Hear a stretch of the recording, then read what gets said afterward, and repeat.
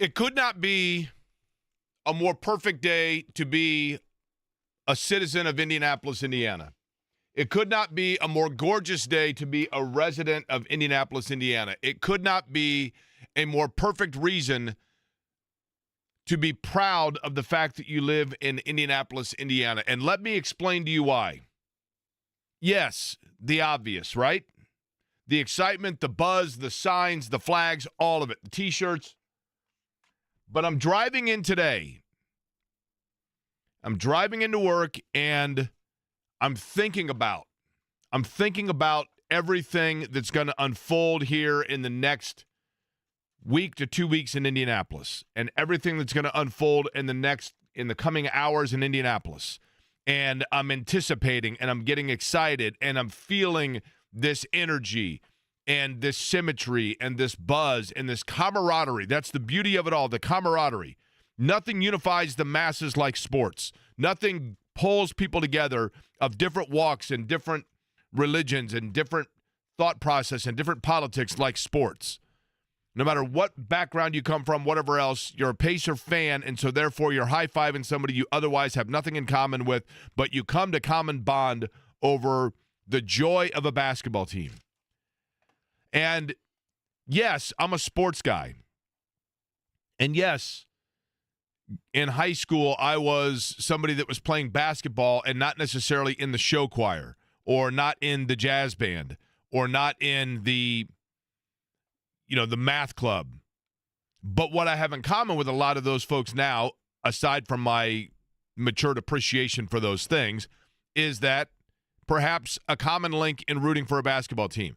But driving into work, it was not some of the great songs that fire you up or pump you up before a game, Me Against the World or any of those things. This is what actually was going through my head, if you can believe it or not, as I was driving in today, driving down Capitol and wondering why, once again, I was like having to divert because of a road closure. Here we go. Now, you're saying, what in the world is going on here? Why is this guy playing me Broadway songs on this day? Let me explain what 9,128 days is. 9,128 days is 219,072 hours, which comes down to 13,144,320 minutes. That's how long it's been. Think about this. Think about the eras of the firing of Bob Knight, the retirement of Gene Cady, the entire coaching tenure of Tony Dungy, Jim Caldwell, Chuck Pagano, Frank Reich, Jeff Saturday, the entire coaching tenures of Isaiah Thomas, Jim O'Brien, Frank Vogel, Nate McMillan, Nate Bjorkgren. Remember Nate Bjorkgren? The entire mayoral administrations of Bart Peterson, Greg Ballard. The entire gubernatorial administrations of Joe Kernan, Mitch Daniels, Mike Pence, Eric Holcomb. In this town, we've seen Florida come in and win a national championship. We've seen Duke twice come in and win a national championship. We've seen Baylor come in and win a national championship. We've seen an entire NCAA tournament be hosted by this city that during a time when America needed a distraction, this city stepped up and said, we can provide it in all of our venues, an entire NCAA tournament with every round using different venues around the area. We've seen the development of the continued growth of, I guess I'll say Methodist Hospital, but, the health facilities down Capitol that now redirects you around. We've seen the building of Lucas Oil Stadium, the hosting of a Super Bowl, and the city winning a Super Bowl. We've seen all of those things, and we've grown as a city, and all of that change and all of those events have happened in the 13,144,320 minutes, in the 9,128 days since we see tonight what it's been 25 years since we've last seen in this town. The NBA Finals are being played in the confines of 465 inside of Indianapolis, Indiana, because the Indiana Pacers are representing this city, this state, and this fan base on the biggest showcase and the biggest stage that the NBA provides in the world. The NBA Finals are here in Indianapolis, Indiana tonight for the first time in 25 years. Oh, yeah. I am so stoked, so pumped, and so proud to be from Indianapolis. And yes, we're going to talk about the importance of this game. We're going to talk about the importance of game number 4 and how important it's going to be to go up 3-1 and try to win 2 of them. And the fact that over 80% of teams that have won game 3 go on to win the NBA Finals. And the fact that the Pacers struggled in game number 2 but stole game number 1. And as a result of that, they have home court advantage. And so long as they win every game that is available to them in the finals inside of the building that was still brand new the last time they played in this event, so long as they do that, then we're going to have a parade on a day as glorious as this one in Indianapolis, Indiana. But there are 3 games to go, and it begins tonight. And I am so stoked for it. I love it. I bleed the torch in this town, and I said to you folks 2 weeks ago, it is my job to be objective. It is my job to simply be observational about sports. And I'm now 52 years old, and I say, you know what, 32-year-old me would have worked at that. 40-year-old me would have worked at that. 52-year-old me says to hell with it. It's been 25 years since this situation. I've waited this long for it. So too have the rest of you. So we are going to celebrate the Pacers today, and I'm going to be the biggest damn homer ever, and I will freely admit it. And I'm not apologizing for it. And you know what? You can say that sounds like small town radio. That sounds like amateurish sports radio. You ever listen to radio in New York? You ever listen to radio in Philly? They're the biggest homers on the planet, so spare me that. There is no press box I've ever been in that has been louder and more like a cheerleading gallery than that at either a New York Giants or New York Jets game. So I'm playing that role today because that's who I truly am, and my true colors are coming out. I can't wait for tonight. I'm excited for it. I'm excited for everybody listening, and we're going to break it down, and we're going to get you set. My name is Jake Query. Eddie Garrison is the other voice you heard giving a hell yeah in the background. He is the producer for the Pacers Radio Network. Tonight, you can hear the game right here on this radio station. You can listen to this program until 3. J&V is going to be with us from 3 until 8 o'clock. He's going to take you right up to the pregame. Mark Boyle, Eddie Gill, who's going to join the show later today, and Pat Boylan take over at 8. And then at 8:30, it is game number 3 of the NBA Finals, and that will jeopardize our conversation today. Eddie, I am, as you can tell, excited about this, but I just hope that people can take a step back and understand, appreciate, and absorb the moment. I think too often in life, we don't stop to absorb the moment. And sometimes you just got to stop and look around and say, I'm going to soak all of this in because I never know when I'll see it again. That's exactly right, Jake. And if the Pacers win tonight, stay out till 2 a.m. Stay out till whatever late you want. Let's go, take up right? all the alcohol. Take up all the food. Take up all the celebration you want, because who's to say they're back here next year? Because you've heard Pascal Siakam talk about it. You've heard Miles Turner hit on it during the course of this postseason run. These are not guaranteed to happen again next year because things can change. Injuries can happen. Teams can improve. Teams can get worse. So if they win tonight, go out, celebrate, and have a blast. Enjoy all of it. Let me tell you what happened, and I say this from a personal standpoint only to give perspective. Not to mention, if you're in attendance tonight but not in attendance for Game 4, make sure you go to work tomorrow with no voice. That is what you need to do tonight. No, you're right about that. Everybody needs to be hoarse tomorrow, right? Everybody. I say this for you. I say this to offer perspective. No, when my voice is hoarse, it's like Barry White level. And I mean, let me tell you something. You want to talk about like instant attraction? I mean, come on. But I say this to offer perspective on it, not to make it about me, which I know sometimes I'm guilty of doing. I promise that's not what this is. When the Colts won the Super Bowl, I covered that entire team I mean, I covered the Colts working at WRTV from the day that Peyton Manning was drafted. I actually was gone for 2 years. I went to St. Louis, covered the Rams Super Bowl, came back. And when I came back, I was working again at Channel 6. And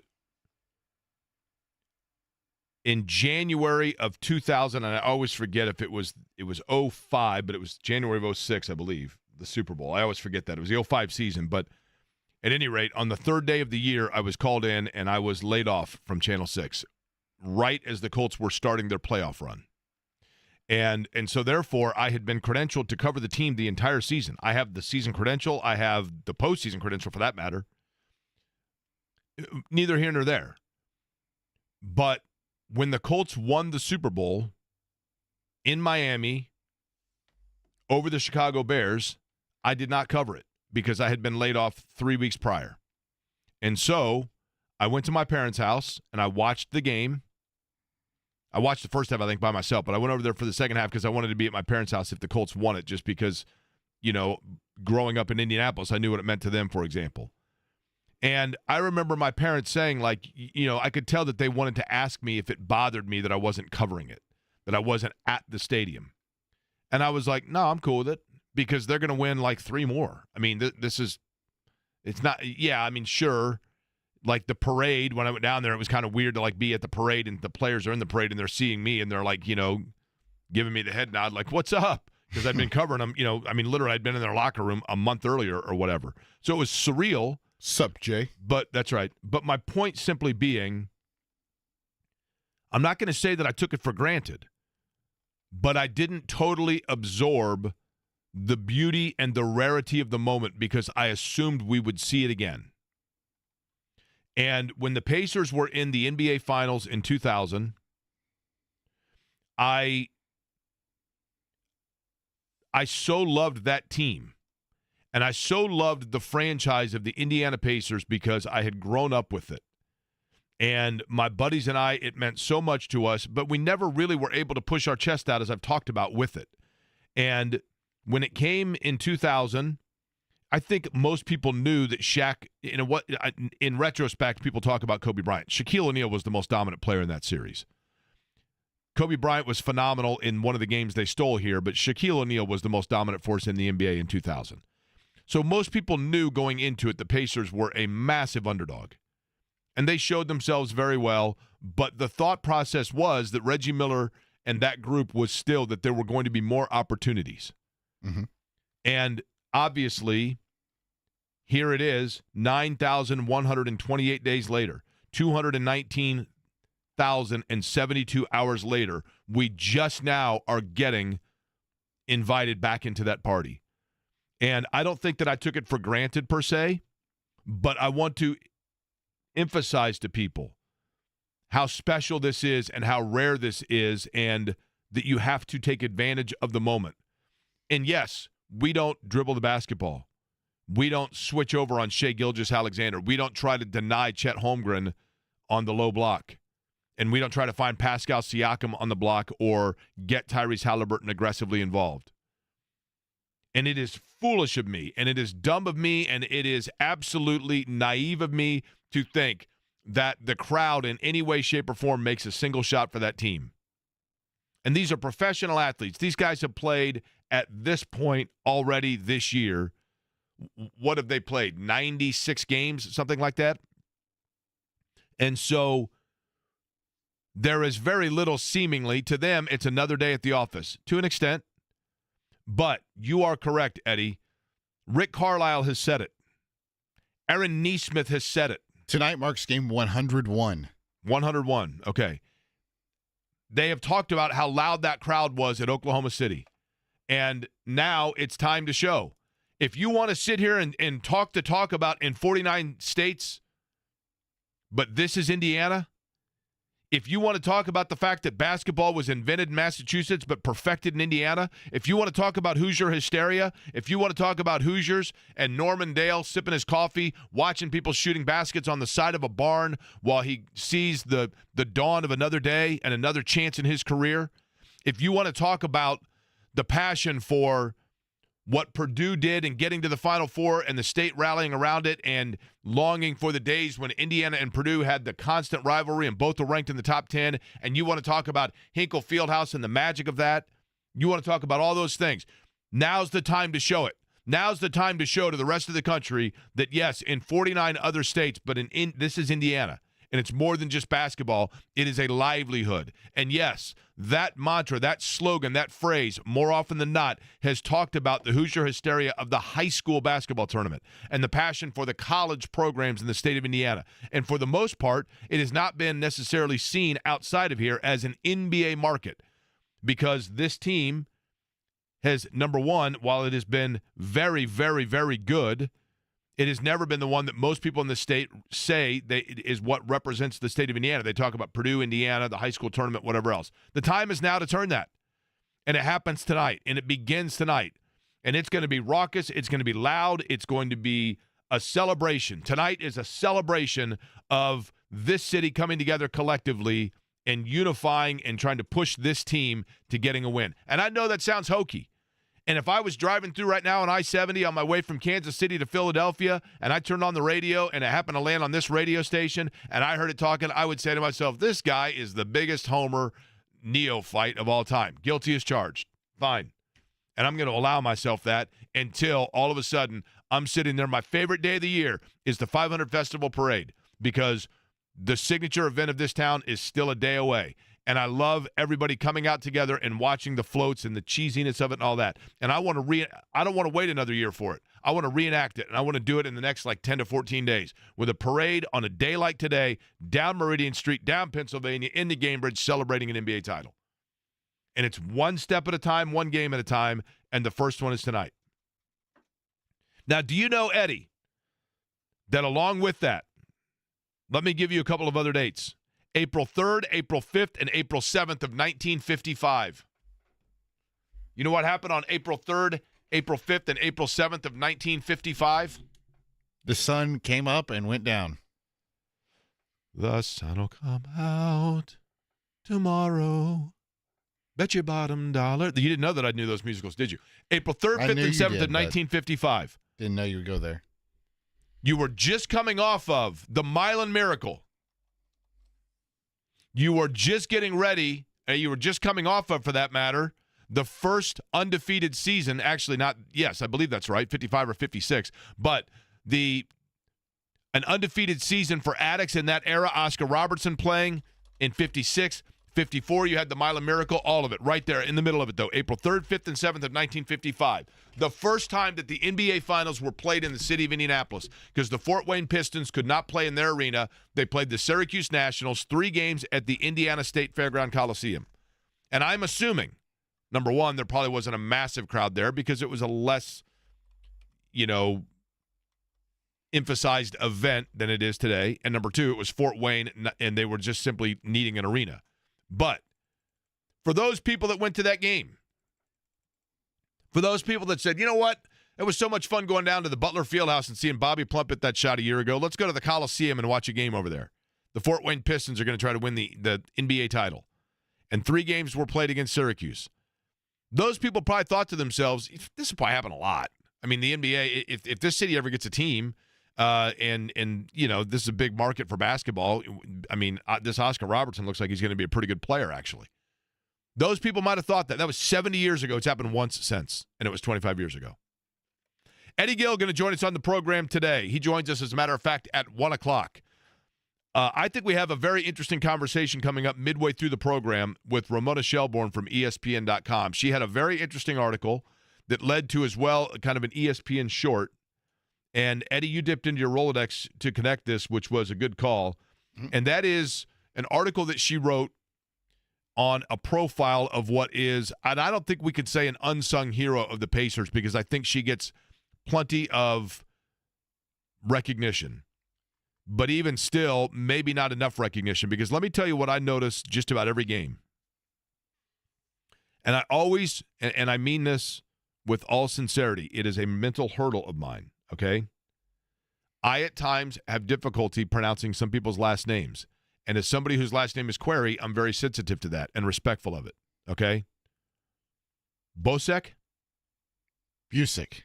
See, I always mess it up. Jenny Busick, who, of course, I mean, I know her story. I've met her. I don't know her, but very nice woman, but a brilliant basketball coach, and played professionally in the WNBA. Injuries kind of ended her career prematurely. Became a coach. Got into coaching on the NBA side of things. Played at Virginia, as did Rick Carlisle, and has been on Rick Carlisle's staff since Dallas. Came to Indiana, but I'm telling you, I watch with a pretty close eye a lot of what goes on during the course of a game with the bench of the Indiana Pacers.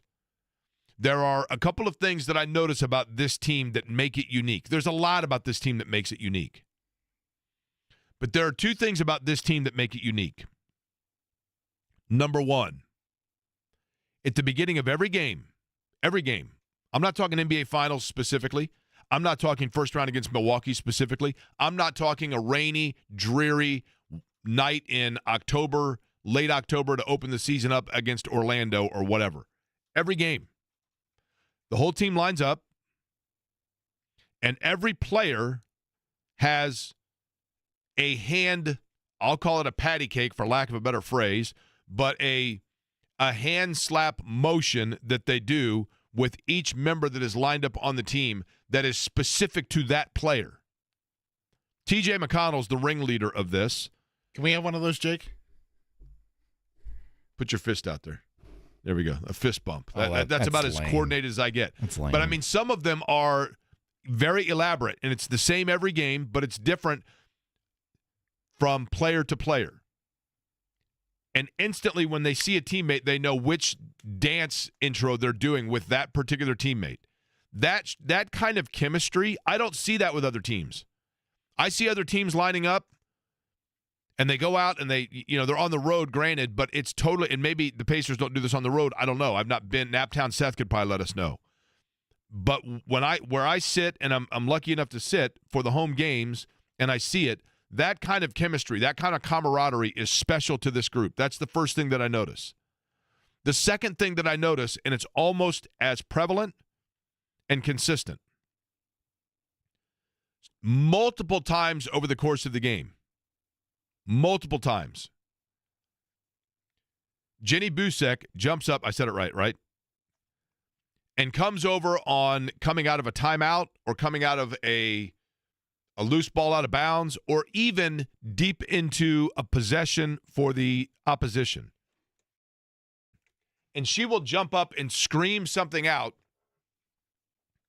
and yell to a player to come up and make a switch defensively, or yell an instruction that a player must have missed in the timeout of who they are to guard or what area they are to guard. And I'm telling you, Rick Carlisle absolutely, you can tell, trusts her to make out those calls. That is her role as the defensive-minded assistant coach. And Rick Carlisle almost defers to her to yelling out those commands. And in addition to that, every player on that roster, just as instinctively as they know what handshake, what high five they're doing in the opening game announcements before and hype before they go out on the floor, they have that same automatic, instinctive, impulsive reaction when they hear her yelling out something defensively, and they know that that's what needs to be done, and they know that it is the right call because she is the one making those commands. And yes, while at the beginning of the year, the defense is always the offense is usually the first thing to get going. Then the defense kicks in, and they become better defensively over the course of the year. And they've done that this year. Tyrese Haliburton has become a better defender. Certainly, Nembhard and Nesmith help them with their defense. But the attention that every player has to her and the automatic respect and deference they have when they come over, there is not I have never once seen a single player roll their eye, ask a question back, question it whatsoever. Aaron Nesmith, Andrew Nembhard, and it's more often than not the defensive specialists that she's calling over as the quarterback of the defense to instruct them what to do. But every one of them, the amount of respect and immediate reaction they have to what she's calling out is noticeable, and it is a difference maker. And so not only that, but she is also a mother who is raising a young girl and made being around the franchise a priority to make sure that her daughter is with her as a single mother. And Ramona Shelburne noticed this story and wanted to write about it and did also an ESPN short about it. And she's going to join us at 1:30 to talk about it. And I'm fascinated to know it's a well-done story, and I want to find out more about what she learned in doing it. But in addition to that, what motivated her to write the story? Because it is props given where props are due. That's the easiest way to say it. Because I think that, and it is entirely possible that what we are seeing, one of the things that happens when you have success as a franchise, a business, whatever it might be, is that people come and eventually they start to pluck away your talent. And in the Pacers standpoint, from a player standpoint, they're locked in under contract for most of this roster, and it's difficult for people then to come in and poach away in free agency some of your auxiliary pieces. However, from a coaching standpoint, and I don't know what her contractual status is, but my guess and assumption is that you're going to see some of the coaching staff of Rick Carlisle become coveted as jobs open up, and there is no reason, and this is what I love about it. Jenny Busek's gender has nothing to do with her prospects as a coach in the NBA, because she has proven to be very, very good and very respected by the roster in what it is that she does. Also, we're going to go to Oklahoma City, get the Thunder side of things and what they might do differently or maybe keep the same from Game 2 to Game 3. Indiana has adjustments to make. We will talk about that. We'll get into that next as we are here on an NBA Finals Return Wednesday edition. Query & Company, you're listening to it on 93.5 and 107.5 The Fan.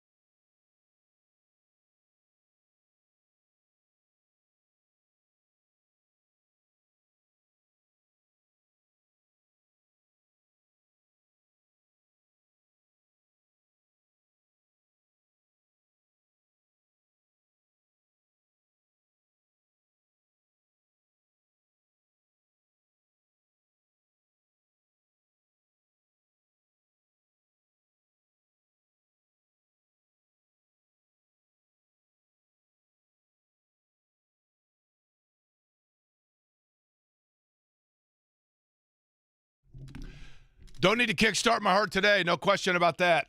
I'm fired up. Pacers tonight, game number 3, NBA Finals. Oklahoma City Thunder are here. The reality is this, though. We can get excited all we want.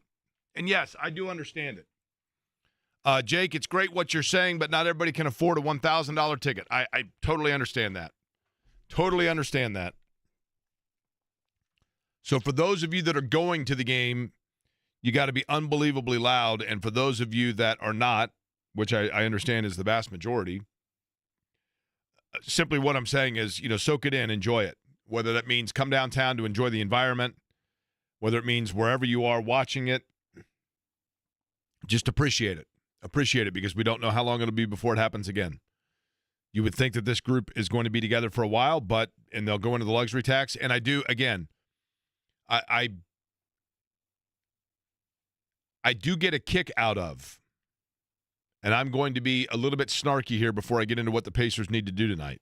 Get off my lawn. That's how you're approaching this right now, right? Yes. Here's what I get a kick out of. I don't get a kick out of, actually, what I get kind of tired of. We all hear it. Not just me. Whether we're talking about Dustin or Stephen Holder or, Kevin Bowen or John or myself, whoever it may be, Joel A. Erickson, we all constantly, especially on social media, see the stuff of why do the national guys, why are they the only ones to break news? Well, I saw the other day everybody went gaga over this report from Shams, who does a very good job covering the NBA, don't get me wrong. But he sent a thing saying the Pacers are prepared, if need be, to go into the luxury tax to pay Miles Turner. And it goes like brush fire. And everybody's like, I don't hear the locals reporting any of this stuff. The owner of the Indiana Pacers was on this radio show, not once but twice. And on both occasions, I asked them if the Indiana Pacers were willing to do what is necessary to retain Miles Turner. And on both occasions, he said, we want Miles Turner to be here long term. And I would assume that means, yes, we are prepared to do what we need to keep him here. If that's not the Pacers indicating that they'd be willing to go into the luxury tax to retain Miles Turner, I don't know how much more credibly you need to hear that. So it's not that local people are not reporting things or getting information. It's that, and I understand it, it's that you feel things are more credible when it comes from like this high source that is a national report. I get it. But don't sit here and tell me that people here don't have their finger on the pulse of what's going on. There have been very few things that have happened within the Colts in the last 5 years that either JMV or Kevin Bowen didn't tell you ahead of time. And I'd like to think when it comes to particularly in, the Pacers, I've got a pretty good idea what's going on, as do everybody other program on the show. But in terms of tonight, I think there are a couple of things that need to be done. Number one, and this is the biggest, the Pacers need to get back to their, and I don't know exactly, you're going to have to make a few changes with this in terms of getting their offense more free-flowing. Oklahoma City is elite defensively, historically elite defensively. But they're only elite defensively when you then allow them to get in position. And, yes, they do a very good job. When you're trying to go in transition against Oklahoma City, they're back.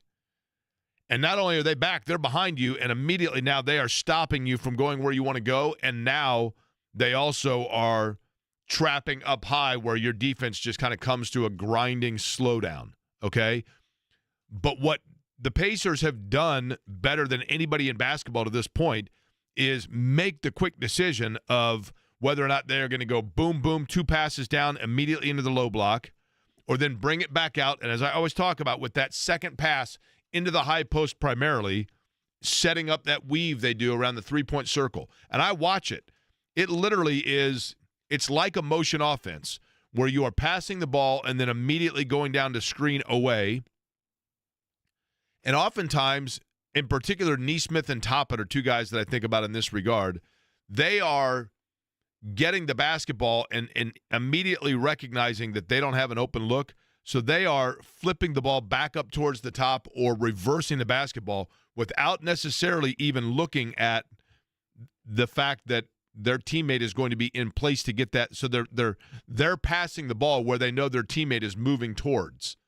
And that's what makes it so hard to defend, is that they are a step ahead of where the defense is, knowing in terms of what their movement is.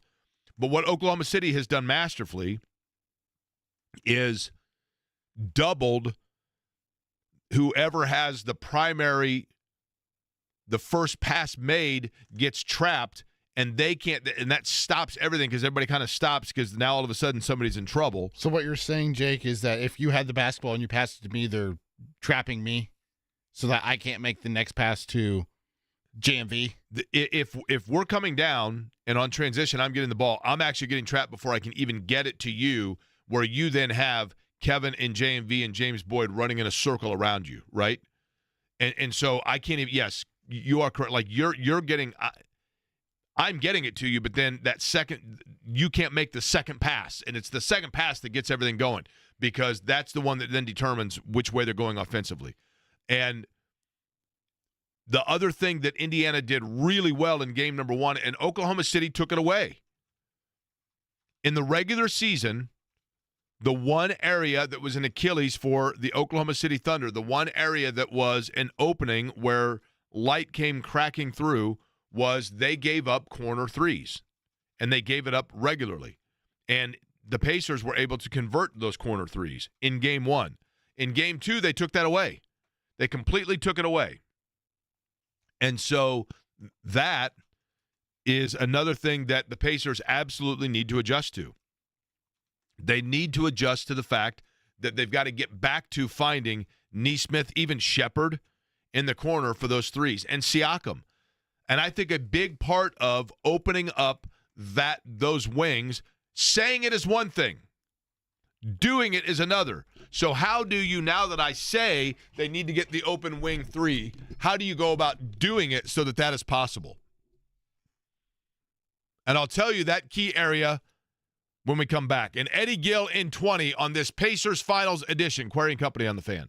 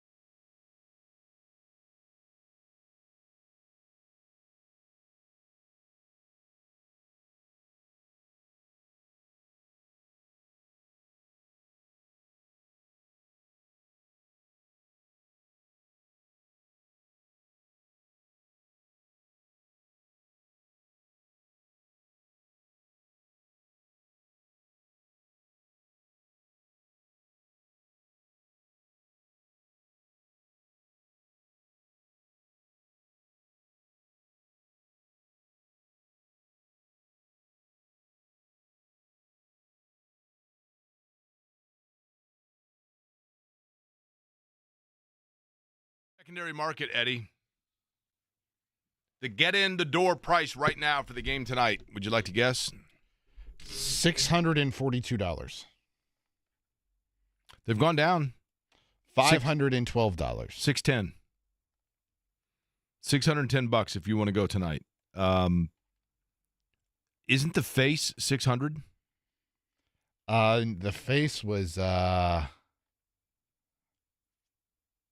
575, maybe. I can't remember. So 610 on the secondary market. Now, if you want to go Friday night, get in the door price on Friday night. And I would imagine these prices went down when they lost game 2, right? Oh yeah, because game 3 were going over for $1,000 a ticket after they won game 1. Yeah, game 4, $785 per seat.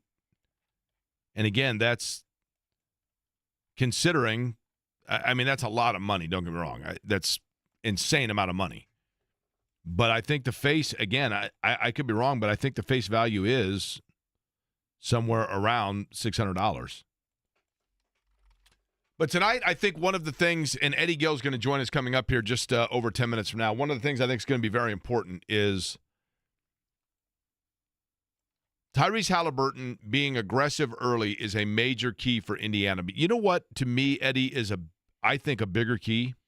Them moving around on the floor instead of standing and watching. I mean, that's a big part of it. But there is a way that I think facilitates that.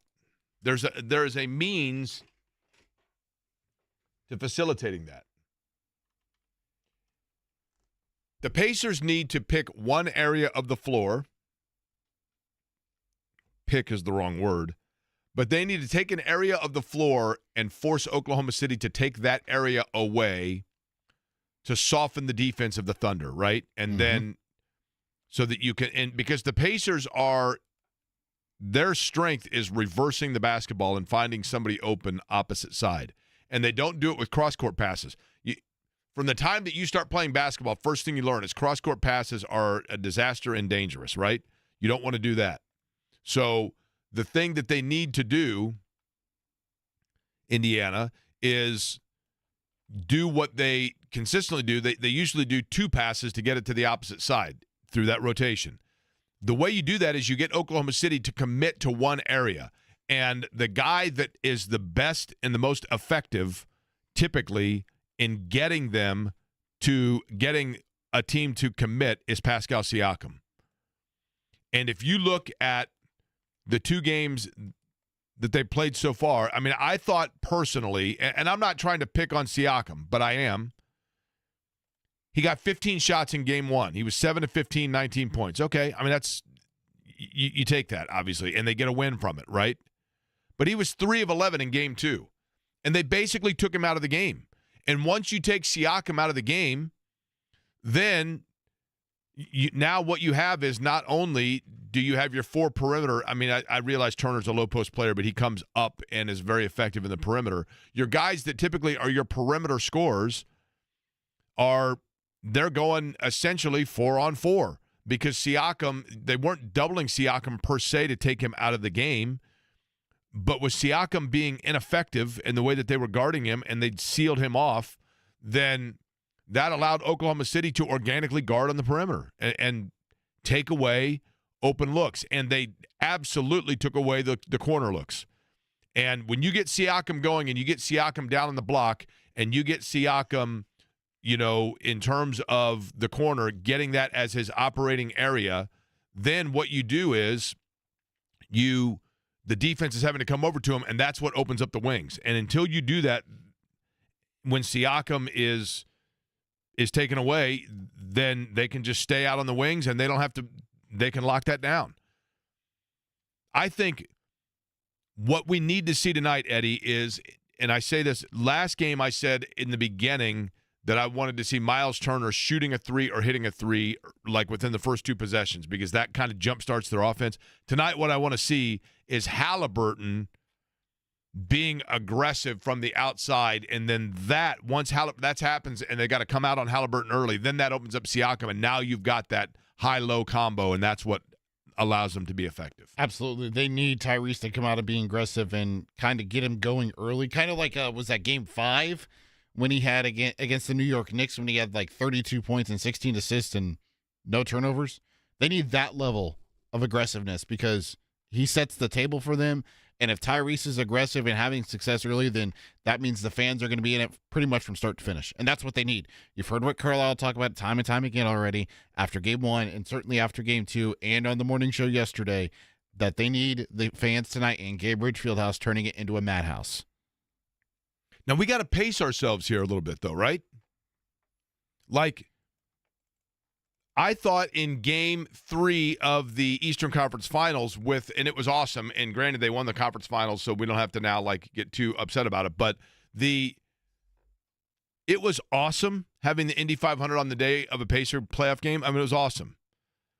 It would have been more awesome if the day was like this outside, but I really do think that, Eddie, what percent, I asked you this earlier, of the 18,000 people that were there for Game 3 of the Pacers-Knicks Eastern Conference Finals, what percent of those people, of the 18,000, so not percent, give me a number, how many of those 18,000 were also at the Indy 500? Probably 2, 3. Very minimal, I would say. Ooh, you think so? Yes. Dude, I don't know. I'm going to disagree with you on that. I don't think there was that many as you think. Well, I mean, the 500 had – okay, let me ask you this. What percent of people at the Indianapolis 500 do you think are from Indianapolis? 60? Okay. So if that's the case, then there were 200,000 people at the Indianapolis 500. Mm-hmm. So you think only 1 in every 100 people then went to the Pacer game? Mm-hmm. I don't think there was that many as you think. I'll bet it was – if there were 18,000 there, I'll bet it was 4,000 to 6,000. I'll bet it was a third. Because the vast majority of sports fans in Indianapolis attend the Indy 500, right?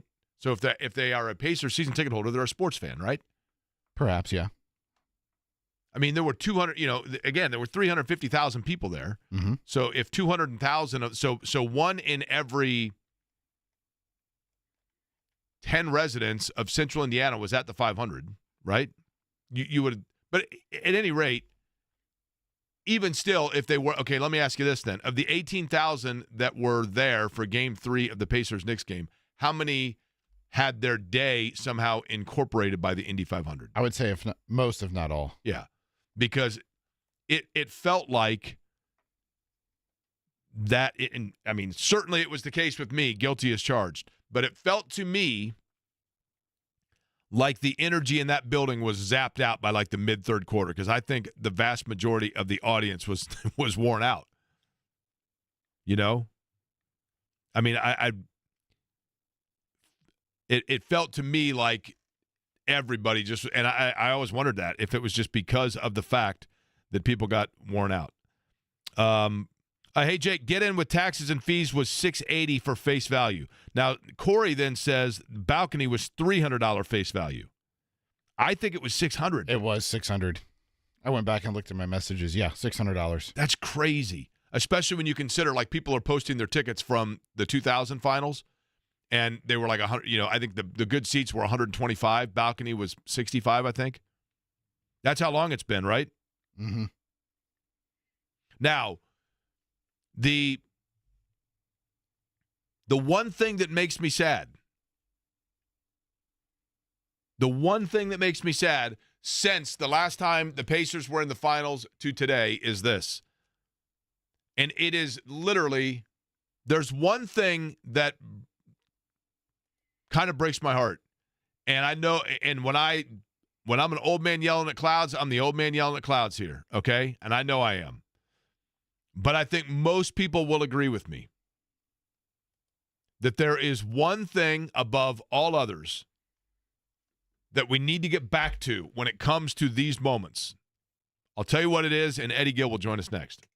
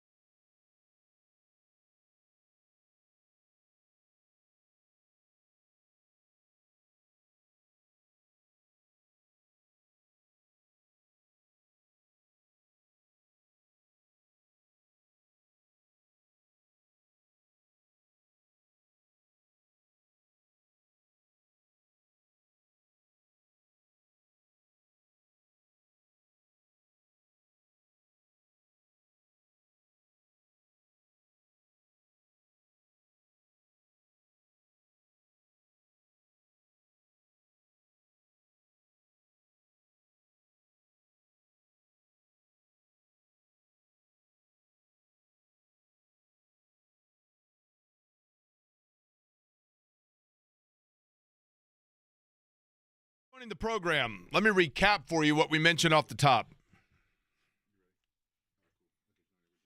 It has been 9,128 days. That is 219,072 hours, 13,144,320 minutes since the last time an NBA Finals game was played in Indianapolis, Indiana. And one of the beautiful things about that, and this is the end of my old man rant for this, at least for the next 5 minutes.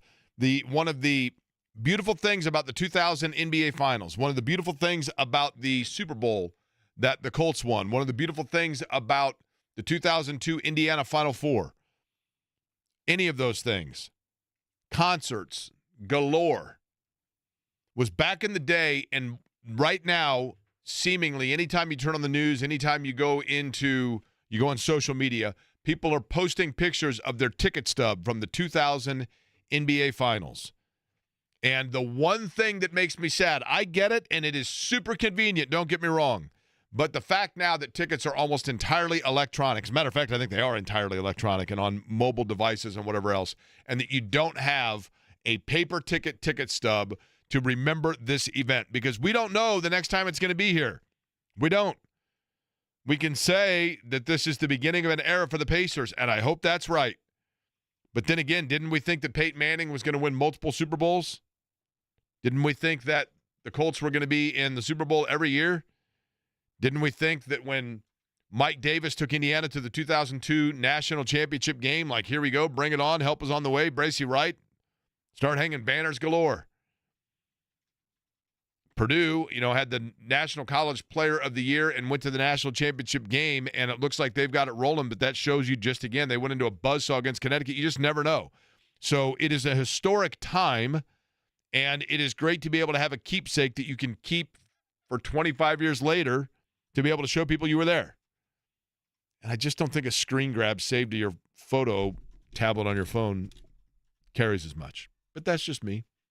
Eddie Gill joins us now, and I'm sure thrilled to be doing so based on that rant. He's on the Rhinegeist Brewery guest line. You will hear him tonight with Mark Boyle, calling the game for game number 3 between the Pacers and Oklahoma City Thunder, and one can only hope that it leads to a sweet baby at the end of it, and the Pacers go up 2-1. So, Eddie, I will begin with this. Aside from the obvious answer of outscore Oklahoma City, what adjustment does Indiana need to make from game 2 to 3 to get them back into position like they did in game 1 to steal one? Yeah, appreciate you guys having me. I think, the obvious one, aside from outscore, is, to talk about being able to reinvigorate your offense, get your offense going, get Tyrese Haliburton going. But I obviously think it starts on the defensive end of the floor. I think it's complementary basketball, and you have got to be able to slow SGA down, not only just from his scoring, but I thought the Pacers' ball screen defense was poor in Game 2, which led to guys like Wiggins, Caruso lighting it up from the three-point line, getting loose to go to the rim. He split a number of ball screens. He's able to get into the paint. But once that happens, it just turns into a scramble, and guys are alone on the three-point line to shoot uncontested shots. So got to be able to control that to some degree, or at least slow it down to where he has to make one or two more extra bounces, and now you have time to recover to those three-point shooters. One of the things that I thought, that I thought Indiana did really well in Game 1, didn't do it as well in Game 2, and that is, off of turnovers, getting back in transition defense and slowing down. If Oklahoma City was getting a break off of one of the 19 turnovers in the first half, for example, the Pacers did do a good job of getting back in their transition defense. And it seemed to me that Oklahoma City was, in Game 2, getting more open looks immediately. Now, you talk about the defensive side. Is that a mindset for Indiana, or did Oklahoma City schematically do something different to get their offense humming and keep Indiana on their heels? No, I think it's 100% a mindset. And going into that game, if you're from OKC standpoint, if you get shocked the way you did get shocked in Game 1, the way you lost that game, you're going to come out with a different level of intensity. That's what they did. I thought the Pacers, just again, the human nature component of you feel great about getting Game 1, but also that's a great team over there, a historic defense. So they made it difficult on the Pacers on that end of the floor, and then also to your point, that they have been one of the best teams, if not the best team, being able to score in transition and score off of turnovers. So they were able to get that done. And oftentimes you get long rebounds. Those are sometimes feel like a turnover because the team is able to get out on you so quickly. And the Pacers, especially early on in that game, were relegated to shooting long three-point shots. And if you didn't come up with an offensive rebound, you had your hands full in defensive transition. So you're right. Game one, the Pacers were phenomenal in terms of being able to get back with that extra effort. I think you're going to have to see a lot more of that, whether it's turnovers or missed shots. You got to get back and take care of the paint, because also Jalen Williams is another guy. He's got a one-track mind. When he gets it in transition, he's trying to go get on the rim. You got to be able to flood the paint and then spray out the three-point shooters. We talk so much about Halliburton, Eddie, and rightly so. Eddie Gill, our guest here on the Rhinegeist Brewery guest line. I think personally Siakam needs to get more involved too, and that Oklahoma City kind of took him out 3 of 11 in game number 2, but that he's such an important part of kind of a distraction, if you will, when he's getting the ball in his area and he's operating efficiently. That opens up so many things. What can the Pacers do to get Siakam more involved? Well, it's something I talk about all the time, even during the cast. It's like, if the offense is going to slow down and you don't have that random style of play humming the way we've seen for the last couple seasons with this Pacers team, and the game is slowed down and you have to figure out a way to create an advantage, I 100% believe the ball has to go in his hands, whether with his back to the basket, either in a post-up situation on one of the boxes, particularly the left side. He likes to get on the left side of the box there, or left side of the floor in those post-up situations. Or we've seen it where they give him the ball in that elbow area where it's incredibly difficult to double team. If you do, you're going to leave a guy wide open at the three-point line. Give him the ball there and let him operate, because, you know, he's a matchup problem for those guys. Even though they are as good as they are defensively, he's good enough to get something good when he gets it in those different positions. So I wholeheartedly believe that he's got to get it in a more intentional facet. Does he, if Siakam is going, Eddie, how much does that jumpstart Indiana's perimeter game in opening up? We talked about the corner threes, good in game 1, taken away in game 2. How much of that is because of Siakam being locked down, the fact that they weren't then able to massage open those areas on the wings? Well, yeah, I think it's how he's getting his shots. You mentioned 3 for 11. It's the shots that he's relegated to taking. It's not very few of those are post-up situations. You know, he's trying to drive guys like Caruso off the bounce. He's trying to drive guys like Dort off the bounce. They have the advantage if he's on the perimeter and he's trying to drive past those guys. But when he puts his back to the back or catch it at that elbow area that I'm referencing, now he has an advantage, and they're going to have to make a tough decision to where he's going to be able to score or, again, be able to get three-pointers open. Eddie Gill is the guest. He's on the Rhinegeist Brewery guest line. You will hear him tonight with Mark Boyle on the Pacers radio network. Pacers and Oklahoma City getting underway game 3, 8:30 tip, 8 o'clock pregame. JMV will take you all the way up until the pregame. He will be live at the pub in downtown Indy. Eddie, as a player, I'm curious of this. We think as fans and media that the layoff between games in the finals is good, especially for Halliburton, and we'll get into that in a second from a health standpoint. But, you know, just to reset your body. Yet as fans, you start inching and you start thinking like in every minute consumed about and worried about and nervous about the game. From a player standpoint, is there a mental challenge in the layoff of just wanting to get out there and continue to keep to play and having to keep kind of your mind in the right place? Is there any challenge in that with a layoff? No, I think it's good. I think it's good when you have a couple of days. Yeah, certainly as a fan and everyone else outside of the game, we want these games every night if we can get them. But ultimately, from a player's perspective, I think it's great to like decompress, take care of your body. You know, that very next day, maybe watch some film or whatever the case may be, but then have another day to actually prepare for that upcoming game. So I think it's good from a player's perspective. You certainly you want to get out there and compete, especially after a game. From a patient perspective, after have the game that you had in game 2, you want to get out there as quick as you can to try to make amends for it. But certainly understanding the strategy behind it, you want to be able to go in, watch film, make corrections where they can be made, and then prepare your body to go to battle again in that next game. Eddie, Tyrese Halliburton clearly was limping after game number 2. Rick Carlisle wouldn't offer any insight into that yesterday, but Tyrese Halliburton did admit, quote, he has a lower leg thing.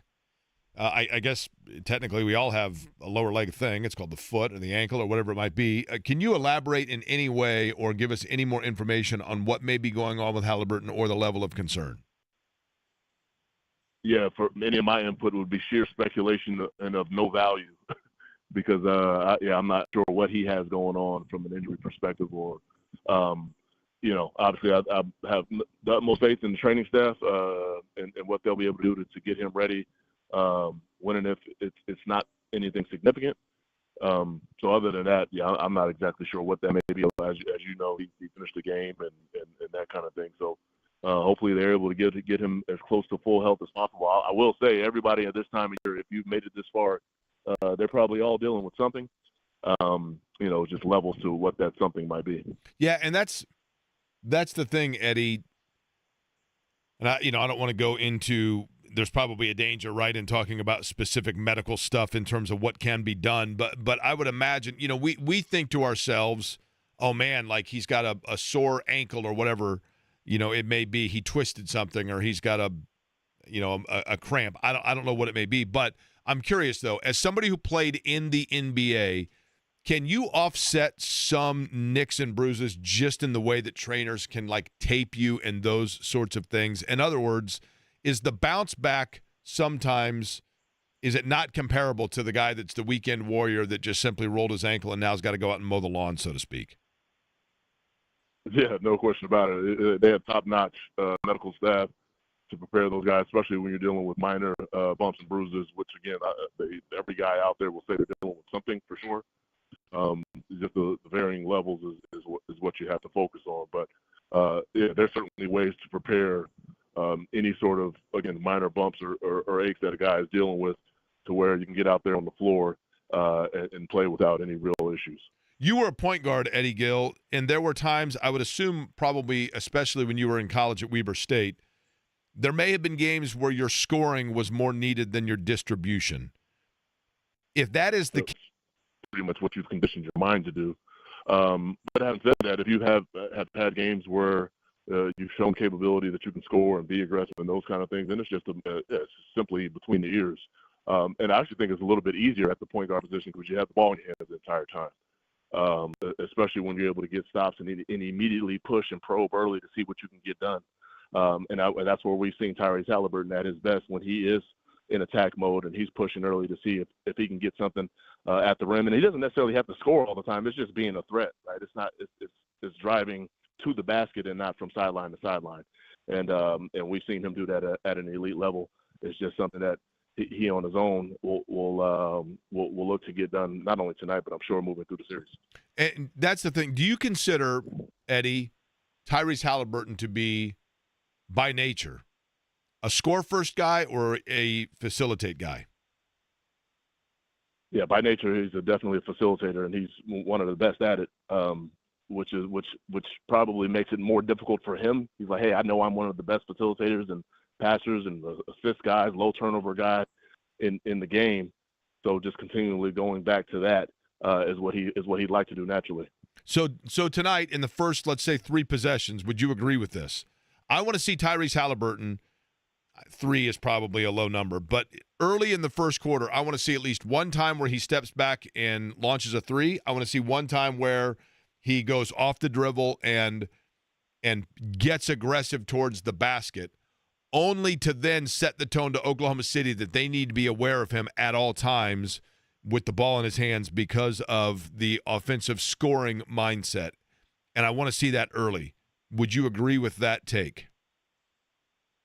Yeah, to some degree. How he goes about getting his shots is I'm less concerned with. What I am concerned with is him being an absolute threat the entire time he's on the floor. Like he's not a guy that's going to be driving for a pass. He's driving to score, and then if there's that multiple defenders, then now he's passing. Sometimes he gets himself in trouble where he's got the primary defender on him, and he's passing it to someone who also has a defender on him as well, so they're not able to create a shot. I just like he's at his utmost best when he is attacking. He's getting 2 feet in the paint. I'm more of a high quality 3-point shot versus a high volume 3-point shot type of guy. So if he has quality looks at it, then absolutely take him and with great confidence because he's done that. But more than anything, just being able to attack in a vertical capacity and not necessarily horizontally on the court. Okay, so I'm looking here, Eddie Gill, in 2000. Now, you tell me if I'm correct in this. I think I've got this right. In 2000, when the Indiana Pacers last were playing a home playoff game, I'm going to guess at that time you were just completing your career at Weber State and you were on your way. You were like basically getting your buddies to help you pack up a U-Haul to go to Las Vegas to play for the Las Vegas Silver Bandits. Am I correct? Well, that had to be in June of 2000. Shoot, man, I got married in June of 2000, and I got ready for a draft in which they said I'd be projected the middle of the first round or middle of the second round, and did not get drafted. And then my agent and Orlando Magic came up with a partial guarantee deal, and then in that fall of 2000, I went and played for the Orlando Magic. Okay, so did you go? Because I can't recall. Did you start out with anybody? Was the Magic the first team you played for professionally after college, or did you have a few stints with smaller teams before you got that opportunity? Yep. So you referenced Las Vegas. So Magic, I signed that partial guarantee. They cut me the day before the regular season started, and that's when I went to. Gotcha. A couple of weeks later is when I went to Las Vegas and played for a league. At that time, was called the IBL, but it's since folded. Matter of fact, that league folded later on that season. But the Nets called me up, and I finished that season with the New Jersey Nets. Okay, now hang on. I'm going to put you on the spot here. You ready? And you can fake the answer if you don't know it right away, because I'm kind of putting you in a bad spot here, but I'm going to do it anyway. What is your wedding anniversary? Do you recall? June 16th. It's coming up. We got 25 years coming up on Okay. Monday. So here's the thing, Eddie. This puts it in perfect perspective. And you have how many children? 2. Okay. 25 and 23. Okay, so here we go. Since the Pacers, all you need to know is since the Pacers' last NBA Finals game played in Indianapolis is a marriage that has now gone 25 years, produced 2 children, both of them in the age of 20, because you were married 2 days after the last time the Pacers played an NBA Finals game in the city of Indianapolis. So happy anniversary to you, and you've got basically 5 days now to go out and get a gift. A 25-year gift, too, which is pretty special. Yeah, and the beauty of it, the icing of it all, we get to celebrate on Monday in OKC. there you go. My wife is ecstatic about it, let me tell you. And hopefully you'll be celebrating with a 3-1 Pacer lead. But it starts tonight, one game at a time, obviously. Game number 3 tonight. It is a big one, no question. Eddie Gill will be on the call along with Mark Boyle. Eddie, we appreciate it. Happy anniversary early. Yeah, the pleasure is mine. I appreciate you guys. All right, Eddie Gill joining us on the program. Sweet baby. 2 sweet babies. Since that tells you how long it's been, right? How about that? 2 days after the last playoff game or finals game played in the city of Indianapolis was the marriage, was the wedding. Eddie, what were you doing in June of 2000? I don't know. I was 1.5. You were 1.5? Yeah. Okay. I was born in 98, so I was like 1.5 years old. You were filling your diapers and spitting on yourself, right? Maybe. Well, you only do one of those 2 things now. So being dropped to my head, who knows? Some progress. Well, listen. That's a huge target there for a landing spot, right? Yeah. June of 2000, I was actually in St. Louis. I had just moved to St. Louis, so I covered that finals run and then moved to St. Louis in between when they beat New York and when they began the finals. So I did not go to the games here. But, I mean, to me, it does not seem long ago, admittedly. But when you really stop to think about it, it's been a while, and that's what makes it special. And I'm fired up for it. And it is perfect outside. I mean, honestly, you've got an hour and a half to finish up work. And then at that point, by 3 o'clock, you can be down at the pub, listening to John, getting set. You're right in the shadows of Gainbridge Fieldhouse. It's going to be electric. I want to know this. I have an event. I've got something I've got to do at 4 o'clock today. So unfortunately, I'm not going to be able to go down to see John. But realistically, if the game tips at 8:30 and Shannon's picking me up, what time do we need to start heading downtown? That's a good question. I'm not sure. I mean, for everybody, it should be by 3 o'clock to go listen to John and take the half day, man. Listen to this show in your office until 3. Or at home on your Alexa smartphone. Until smart 2:45, speaker. whatever it might be. And then head down to go see John by 3 and literally pregame for 5 hours. Let's go. Let's effing go. Right. I mean, how often, honestly, this is literally, on the law of average, you're looking at a 3-time per lifetime event. Now, we hope that this becomes something that is the norm. But how many cities can say that? San Antonio got used to it. Golden State got used to it. Miami got somewhat used to it. Chicago got used to it. Boston thought for sure. You can bet Boston thought 3 years ago, Boston thought this was going to be an annual event. They've been in like 6 of the last 8 Eastern Conference finals, though. So, by the way, I'm going to be in Boston in like 3 weeks. Did I tell you we're going to Fenway? Yeah. Why are you rubbing it in my face again? Why? Fenway's on like the top of my bucket list. Is it? Places to go, yeah. We're going to Providence. So how about this for a day? I think what Byron and I are doing, it's our annual road trip that my buddy Byron and I do. Make sure he has his keys in his wallet this time, please. I know. The fact that he doesn't just have like a mobile wallet like the rest of the civilized world, but we always pick a city. A mobile wallet? Like on your phone. Oh, okay. We pick a city, we fly to that city, we rent a car, and we drive back, and we just stop at different things along the way. How about this for a lineup, Eddie? We're flying to Providence, Rhode Island. Are you going to go to the college? Which college? Providence? Yes. We're going to go see Providence and Brown. Go see the Friars? We're going to see the Austin Crosier statue at Providence. Okay. Right? And then we're going to see Brown. But and there actually is a park, and this sounds weird and morbid, I realize. There was a terrible fire at a nightclub at the Great White Concert in Providence in 2003, I think. And you're going to go there? Well, it's now a park. And so we're going to go to see that park. But Providence is not a huge city. I mean, it's all kind of right there. But we are going, after we go to Providence, we're going to go to Boston. We'll do the Boston stuff in the day. We're going to the Red Sox game on a Friday night. Are you going to have a tea party while you're there? We are. Yeah, that's right. And then we're going to ride horses and tell people, is it 1 if by land and 2 if by sea? Or 1 if by sea and 2 if by land? I think it's the first one. I think it is the first one. But we are going to go to the Red Sox game, and then after the Red Sox game, drive the hour and a half to Springfield, crash in Springfield, get up in the morning, go to the Basketball Hall of Fame. We're going from there to Cooperstown. We're going to go to the Baseball Hall of Fame. Then we're going to drive to Niagara Falls, get a place in Niagara, go to Niagara Falls, and then go to Buffalo, load up on Sabres gear because I'm now a bandwagon fan, and then drive home. That's a pretty decent trip, is it not? That is pretty decent, except that you're doing it with Mike Byron. Yes.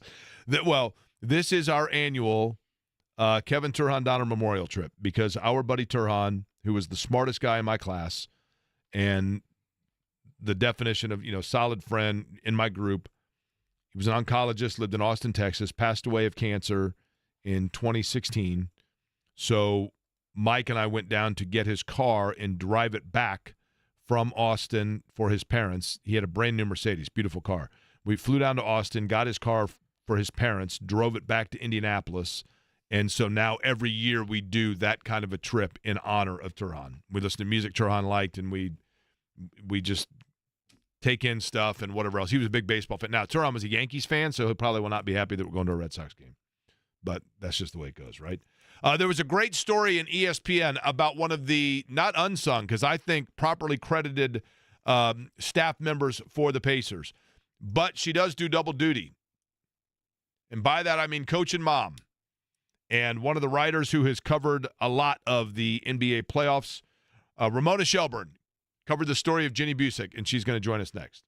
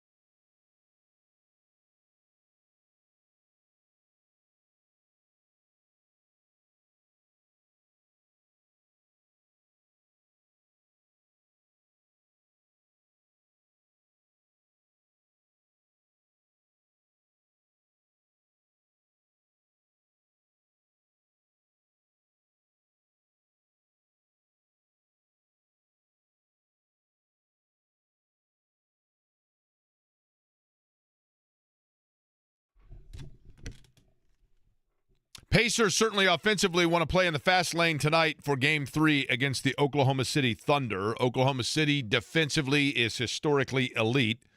Indiana defensively they have gotten better over the course of the year. And I mentioned off the top of the show, one of the things that I notice in each and every game is on a number of occasions when assistant coach Jenny Busek for the Pacers notices something defensively and will come up and call over one of the, whether it be Neesmith or Nimhard, she will shout out a command or a switch or something, and the immediate respect from the roster itself in terms of what it is that she is coaching to them, she has it amongst that roster. There is no denying the fact that Rick Carlisle's kind of defensive gym in terms of the assistant staff has the total respect of the Pacers franchise. And I thought it was a great story, and as well, both in video and also in writing, from Ramona Shelburne from ESPN.com, who joins us now on the Rhine Geist Brewery guest line,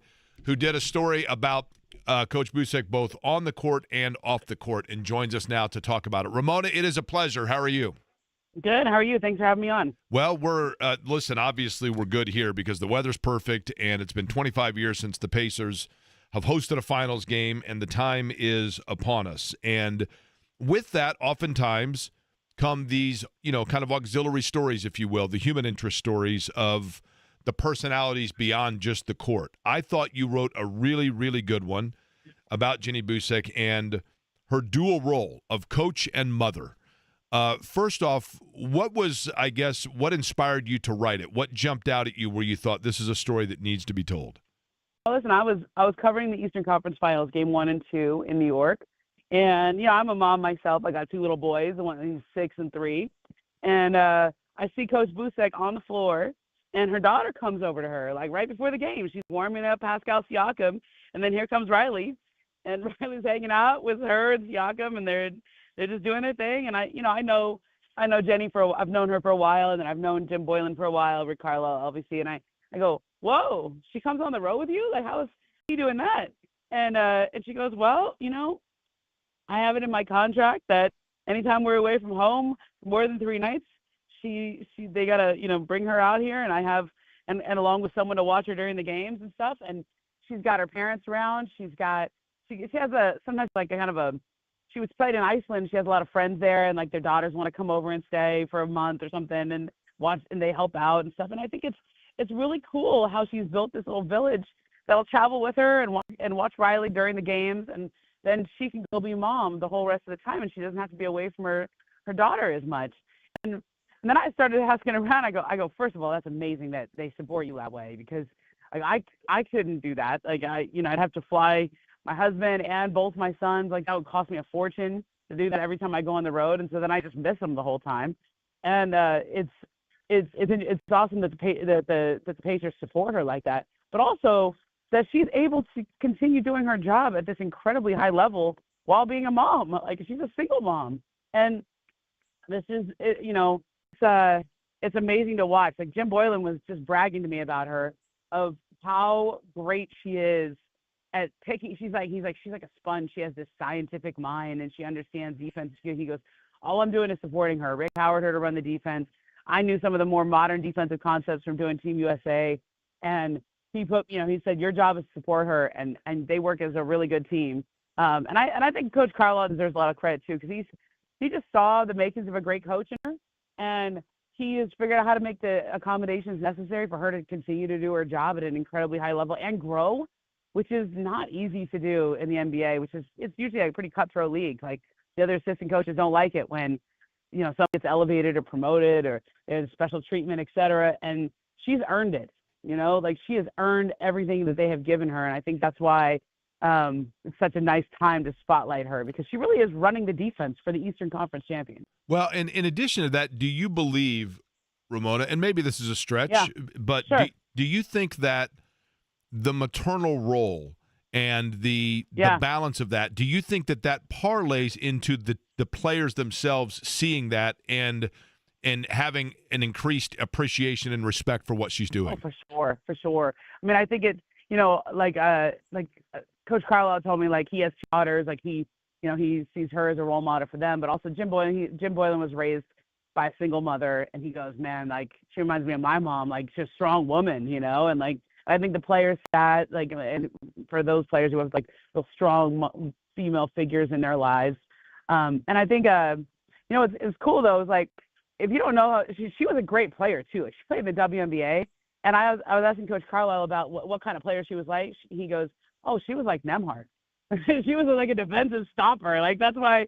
So like that toughness and that defense mindedness that comes through in the way she coaches. Like they know she can play. They know she's a baller, and like I think that's why.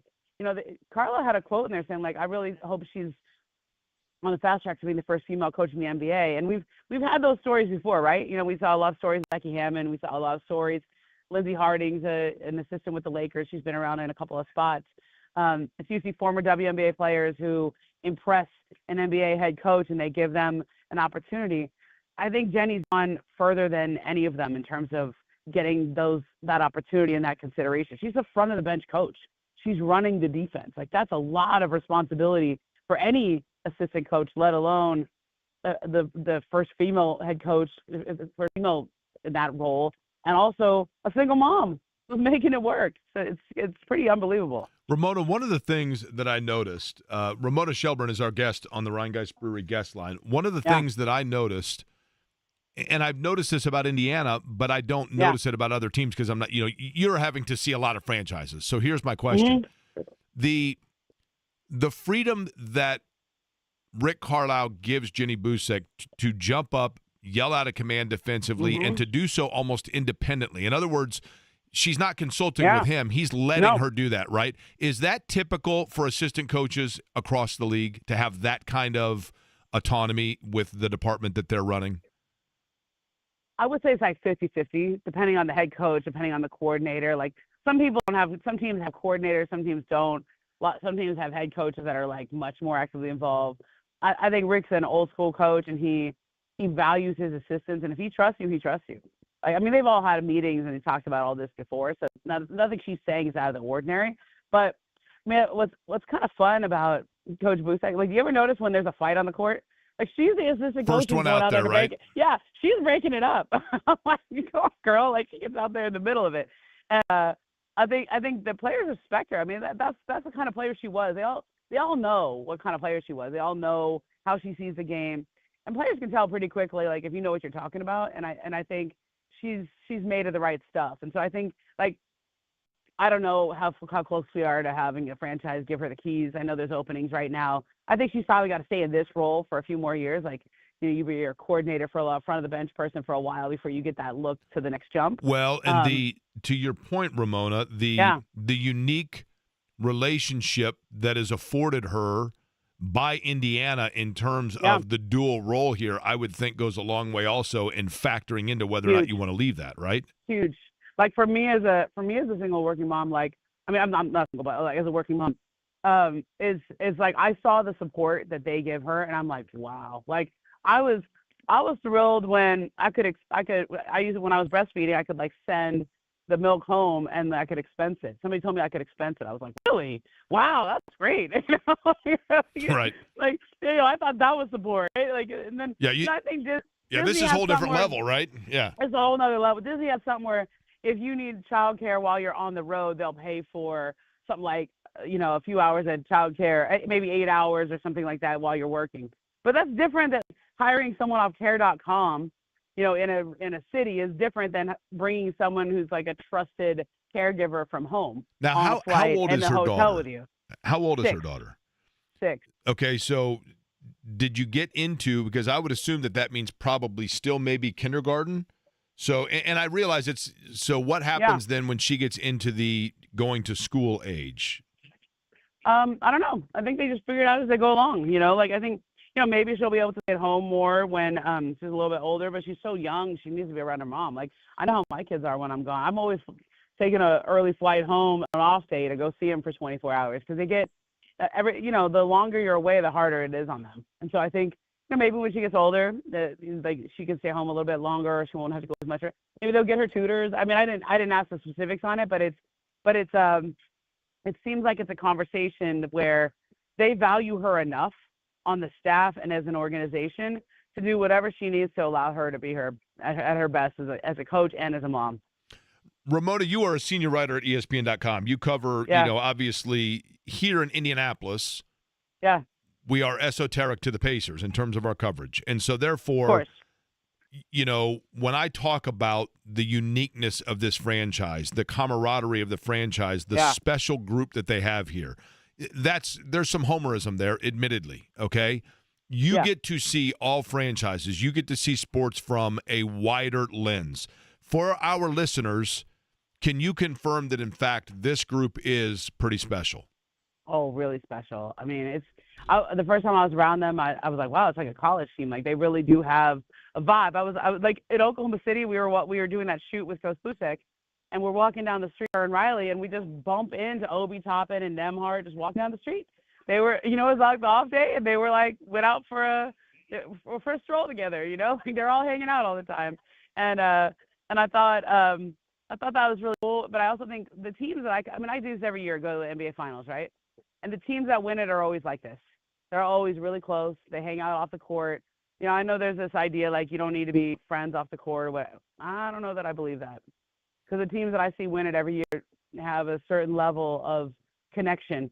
Maybe they don't all go to team dinners or hang out, every second of the day or something, but they have a camaraderie and a connection, that other teams don't. And so these two teams, the Thunder like this too, the Pacers, they're connected, they're bonded, and I think that is really special. And there's only a few, like, what other teams have I covered this year? I had the Clippers in the first round. I had the Nuggets, the Knicks. I don't think anyone's had the spirit that these two teams have. One of the things, really the only thing, Ramona, it's been 25 years since this city has hosted an NBA Finals. I've said that 100 times today, right? Yeah.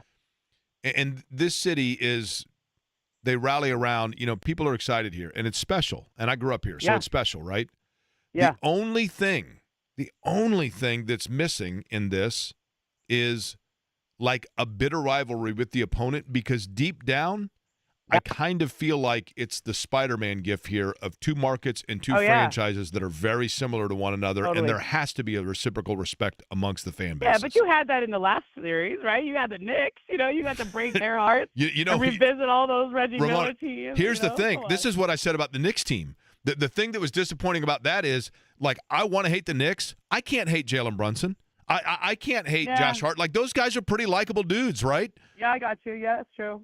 But this feels that same way, though, in the fact that it is a middle market. These are the, we wallow away here in our flyover cities, and yet it's the NBA Finals, and it's pretty special, and they're a darn good basketball team. Yeah, you can't hate them. I know, because they play good basketball too. They play defense the way you guys play offense. I know. You know what I mean? And so far, the defense is getting the better end of it, to be honest with you. But we'll see, right? Yeah, it's 1-1. I know. 1-1, and they had 2 home games, so technically, I know what you're saying. Like, I was in game 1, but they were behind the whole game. But I know what you're saying. Like, they've outplayed you, but still 1-1, and they lost the home game, and you haven't. So, I've been around these two teams, a bit, to know that, especially Oklahoma City. After I covered them in that Denver series, I kind of had a sense that, like, they still have a little ways to go. This is not the best version of this team yet. Like, you still have inconsistency from Chet Holmgren and J-Dub. Over the next 5 years, I think you'll see an even better team. So the time to beat them is now. So the time is now for Indiana. Let's go. Why not Indiana, right, Ramona? Why not Indiana, right. Okay? Yeah, there you go. There you go. All right, well, Ramona Shelburne, ESPN.com, senior writer. Certainly appreciate the time and a really good piece on Ginny. Appreciate it. Thank you. Yeah, you got it, bud. Have a good one. Ramona Shelburne joining us on the Rheingeist Brewery guest line. Why not Indiana, right? Let's go. Now we're going to get the Oklahoma City side of things. We haven't done that as much. We will do that. We'll do it in 15.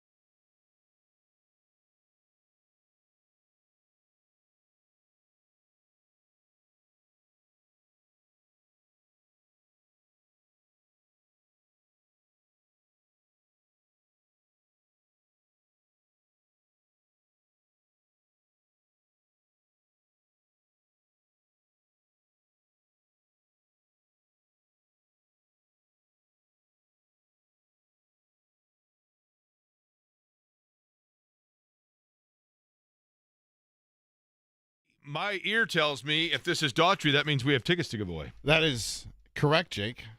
How many are we giving away today? 1 pair. We gave away 2 yesterday, so we are back on track. 1 pair today, 1 pair tomorrow, and 1 pair on Friday. So, and we're going to do that how? Well, you see, so it's game number 3 tonight. Pacers are trying to get win number 2, and we're what? Just about 6.5 hours away from tips. We have a few numbers we can do. We could do 6. We could do 3. We could do 2. We could do 7 if you add up 25. I don't want it to go 7 games. They're going to go 7? No, I was saying 25 because it's been 25 years since the last time they hosted a. You know, I figured this up, by the way. This is the neuroticism with which my brain works. 3:18 this morning, I figured this out. Okay. You know that the last time that the Pacers hosted an NBA Finals game, the metropolitan area of Indianapolis population was roughly 1.25 million.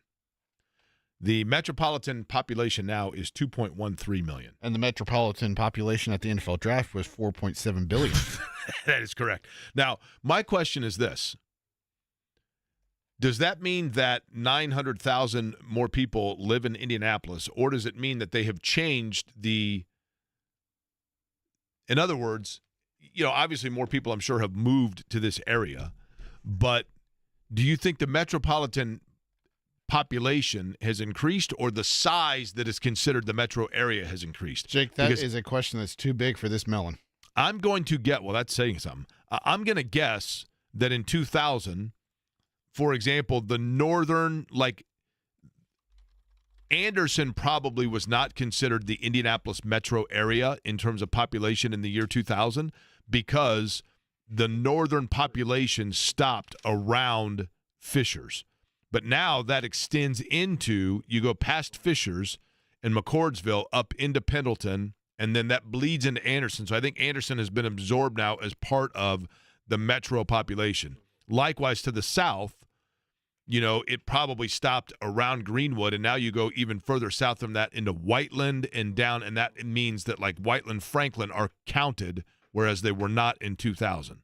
So things are more connected than they were then. Kind of like us, Jake. That's a sizable difference, is it not? Kind of like us, Jake. We're more connected than we were then. Yeah, okay. We're now turning into best buds. You were a year and a half old. You were spitting up on yourself.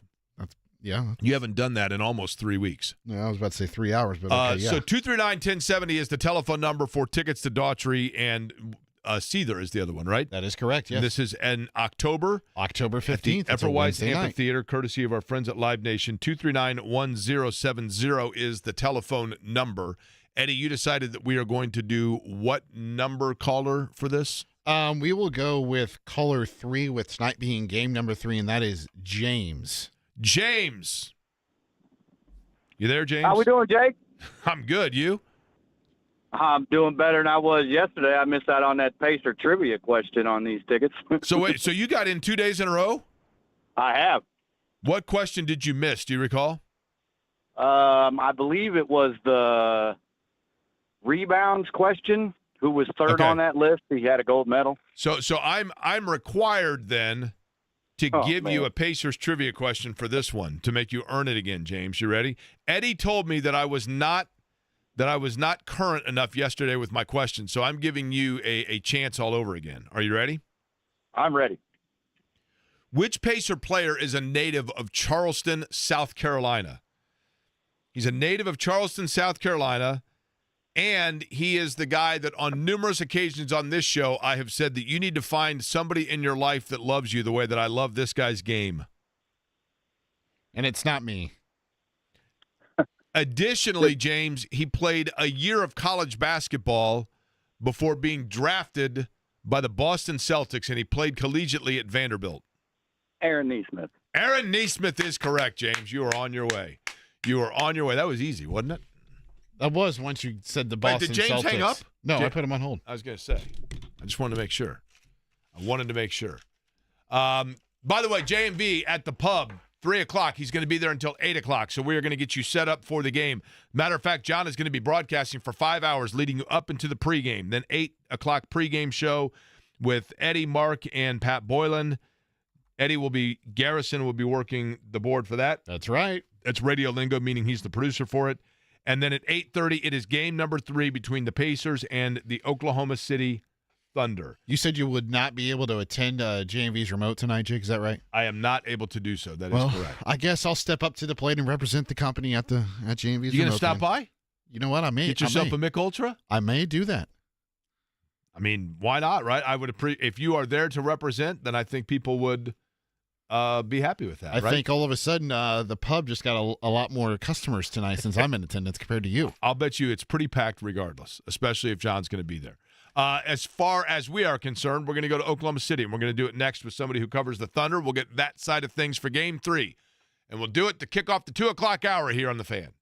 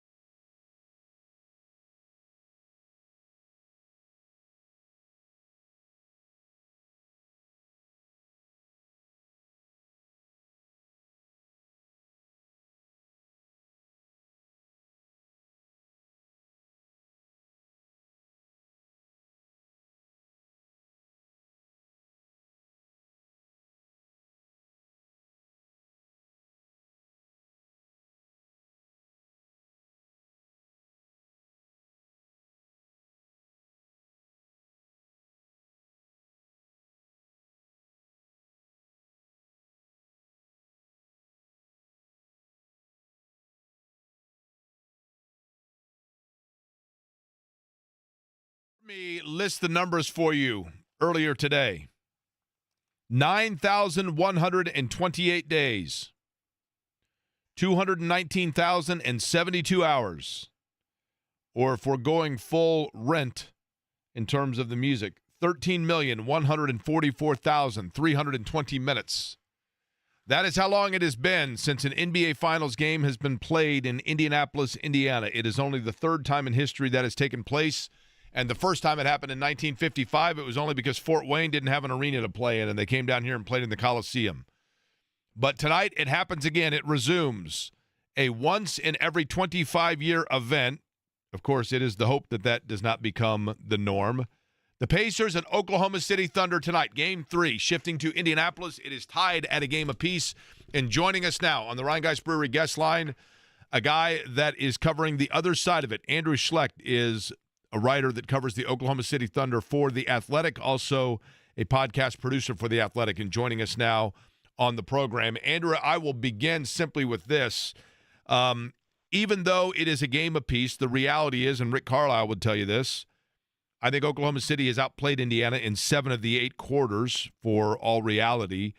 Does Oklahoma City, or for you in watching Oklahoma City, does it feel like they are humming along on all cylinders here, or is there even another level that this team has shown that they have yet to get to in this finals?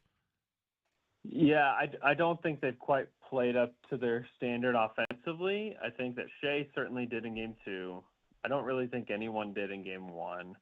I still think there's another gear to get to, certainly with J-Dub and with Chet. I think Chet played better in Game 2, but J-Dub has not really produced at the level that he can. You know, he had 19, 5, and 5, which is great, but he was 5 of 14 from the field and 1 of 5 from 3 on mostly open catch-and-shoot threes. And so I do think that he has another level to go to, certainly.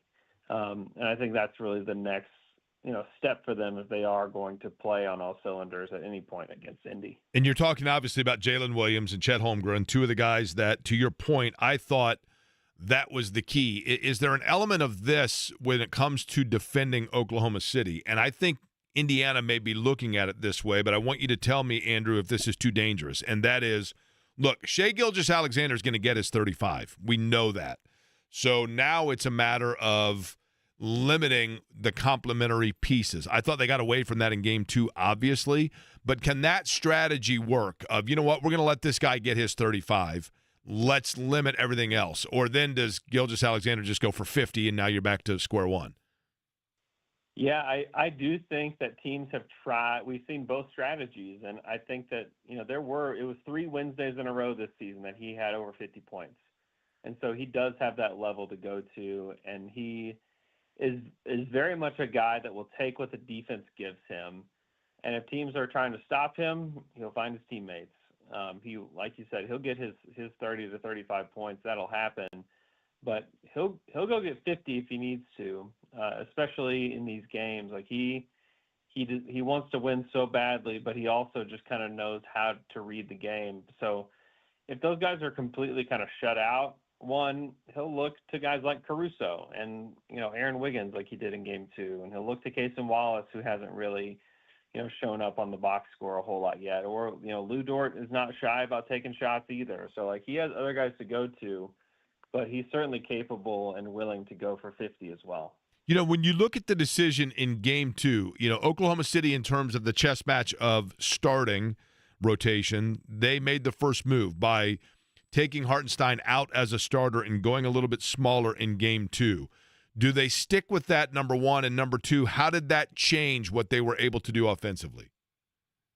Yeah, I do think that they'll stick with that lineup. It's a lineup that they use a lot in the regular season. They didn't really use it much. They haven't used that as a starting lineup until this series in the playoffs, but regular season-wise, they used it a lot, and it's a lineup they're quite familiar with. Offensively, it changes quite a bit because you're taking off your best screener in Isaiah Hartenstein, who helps open up a ton of stuff for them offensively. They haven't quite figured it out with he and Chet. And so some of this is, one, they're just much better with one center on the floor. And so if they're using Chet as a lone guy, they can, play 5 out. If they're playing Hartenstein, they have like a really good screener and short roll passer that's out there. And then when they're both out there, it's a little bit tougher. We saw them play together for a little under 5 minutes in the game 2, but it was when Thomas Bryant was out there. It wasn't when they were playing against Miles Turner and Siakam. And so I think that they're using that a little bit more sparingly. But offensively, this just allows them to play more spread out. They can play a little faster that way. And then defensively, it allows them to match up a little bit better. I do think that they feel comfortable with J-Dub as the defender for Siakam and then Chet as the defender for Turner. But then when you put both bigs out there with J-Dub, it kind of complicates that a little bit, and you kind of question who should be on who. So I do think that they feel like they just match up better using that lineup, and then they'll use the other lineups strategically. Caruso has been a really big piece for them. There's no denying that, right? Especially so far in these finals. And he's a guy that's been around the league for a while. I mean, he's obviously a smart player. Andrew Schlecht, our guest, by the way, on the Rheingeist Brewery guest line. Andrew, has Caruso shown, in other words, what we saw in Game 2, was that a complete anomaly, or is this kind of part of what they designed to do in getting him freed up to hit shots? Yeah, he's not a guy that gets 20 every night, that's for sure. But he's shown that he's very capable of it. He's actually been their most consistent outside shooter in the playoffs so far. So I do think if you're able to generate 8 open threes like he had in Game 2, I think the Thunder will take that, every game. And part of that, like you said earlier, is kind of like trying to shut off the water of other players. Well, somebody's going to shake loose if you do that. And it was Caruso in this one. It was Aaron Wiggins in this one. And so his shot making is not always the story. He's always going to make an impact, whether that be certainly as a defender, but he's a pretty good ball mover. He's a guy that's just going to help your offense just run a little bit better. And some of that is, like, if he's open, he'll take the threes. So a lot of teams like Denver really didn't let him take a ton of threes. Minnesota cut that off a little bit too, but so far, and especially in Game 2, he was able to shake loose and get a lot of really good looks. And if he does, I think he's over 40% in the playoffs. And so I do think he's just another weapon out there for OKC that is kind of doing everything. What, if anything, has been the conversation, Andrew, amongst, just when Oklahoma City during their media availability or the things that they've talked about in analyzing games 1 and 2, what do you feel that they think they have done well against Indiana? And I guess conversely, what area have they expressed maybe a concern about Indiana? Yeah, I really think that there is concern just about execution. We haven't heard they haven't heard them, express this a ton, but fact of the matter is, like, we've seen Indy get into spots where it's, a 5-point game with just under a minute left, and I think like you have to think like Indiana's got a shot. Like, they execute defensively better than almost anybody down stretches like that, and then offensively there's just been magic that's happened. And it's like, how else do you explain it? This team has just continued to do it throughout the playoffs. They did it against OKC in Game 1, and so I really just think it's about, like, for OKC, they've blown teams out time and time again in the playoffs, and it's like, can we just get a big enough margin where we don't put ourselves in trouble and have to execute down the stretch. Now, OKC's executed down the stretch, pretty well in different spots against Minnesota and Denver in particular. But this Indiana team, there's just something special about them when the clock is ticking down and it's a close game. And so I think like that is certainly a concern. What they've done well is I think they've really shut the paint down and kept Tyrese Haliburton out of the paint, because when he's at his best, he's getting paint touches and he's finding 3-point shooters. And that's where he's really had his success, during the postseason. And with a team like New York, there's a couple really soft spots in the defense with Jalen Brunson and Cat, and you don't really have that with OKC. Like, you're met with a strong defender wherever you go. No matter who switches on to who, you're finding a pretty stout defender. Probably the weakest link on the roster is Isaiah Joe. He doesn't play a whole lot. He played 6 minutes in this last game. And so I expect them to continue to kind of shut those driving lanes down. And I think that's the thing that if the Thunder are going to hang their hat on defensively with how they've had success against the Pacers, is that they have kept him from getting into the lane and, getting that engine started. For the Pacers, I'll tell you an area, Andrew, to me that is of concern. And I'm curious if this has been discussed as a direct point of emphasis for Oklahoma City, but I feel like they've completely neutralized Pascal Siakam. And I know that he was effective in game one, but in game two in particular, you almost forgot at times that Siakam was an offensive option for Indiana. Did they do something to double down and neutralize him, or was that simply if we put enough pressure defensively on the backcourt of Indiana, they can't get the ball down into their operating areas? I think it's a little bit of both. I do think the Thunder do a good job of, limiting guys that like to get downhill. And they really just crowd the paint, and they give Pascal really nowhere to go. And so, that to me was a big thing. The part when he was most effective was when OKC went super duper small down the stretch of the game, and he was effective as a rebounder. He was effective as a guy that just kind of cleaned the stuff up, and he really made his presence felt there at the end of the game.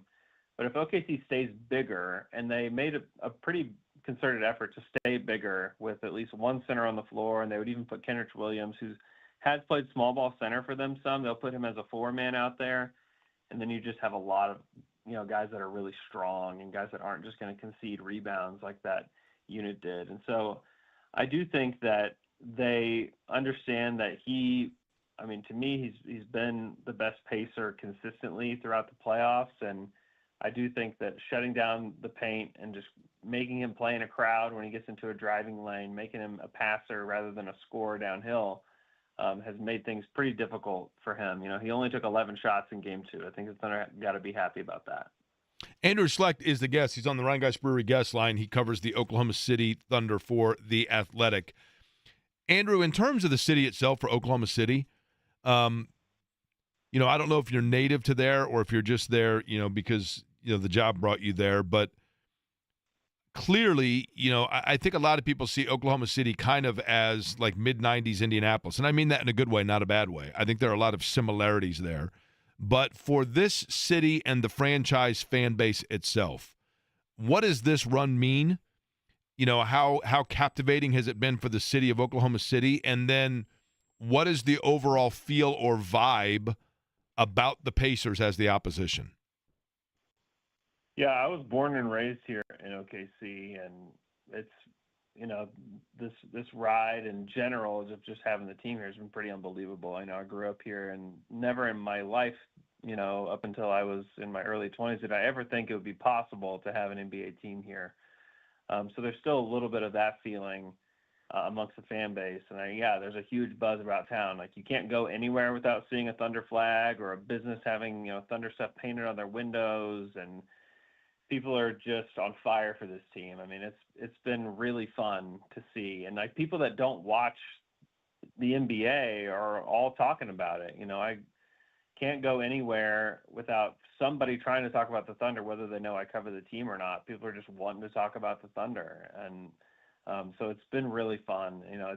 It feels like almost, and Jalen Williams said this in the press conference the other day, it's almost like you're living in a small town, and the football team's going to state or something, and everybody's just so pumped about it. And it has the same kind of feel, except for this is an NBA team, and we're a small city, but there's a lot of people, and there's a lot of people that just love the Thunder. And so it really has that kind of feel for it. And then as far as the Pacers go, this Pacers group is really likable. There's not in my opinion, there's not really a hateable guy on the team. Right. Make Andrew Nembhard, is he really that? Not really. He would probably be the guy that would be closest to it just because he plays really hard. But yeah, I haven't gotten any oh man, I hate that guy, or I hate this guy, or I hate this team, or whatever. I think that for the most part, people like Tyrese Haliburton. I think people like Pascal Siakam. I think that once they kind of unravel their stories and who they are as people a little bit, like they do on the broadcast, man, I don't know how I could hate that guy, even though he's killing my team at points. But yeah, I think that people for the most part are mostly just joyful that the Thunder are here and have a good shot to win the whole thing. And so I don't hear as much about the Pacers in general about like a hatred or a vitriol toward them. I think, and Andrew, I'm going to say this totally respectfully. I don't want this to come off the wrong way at all, and I hope it doesn't come off offensively, okay?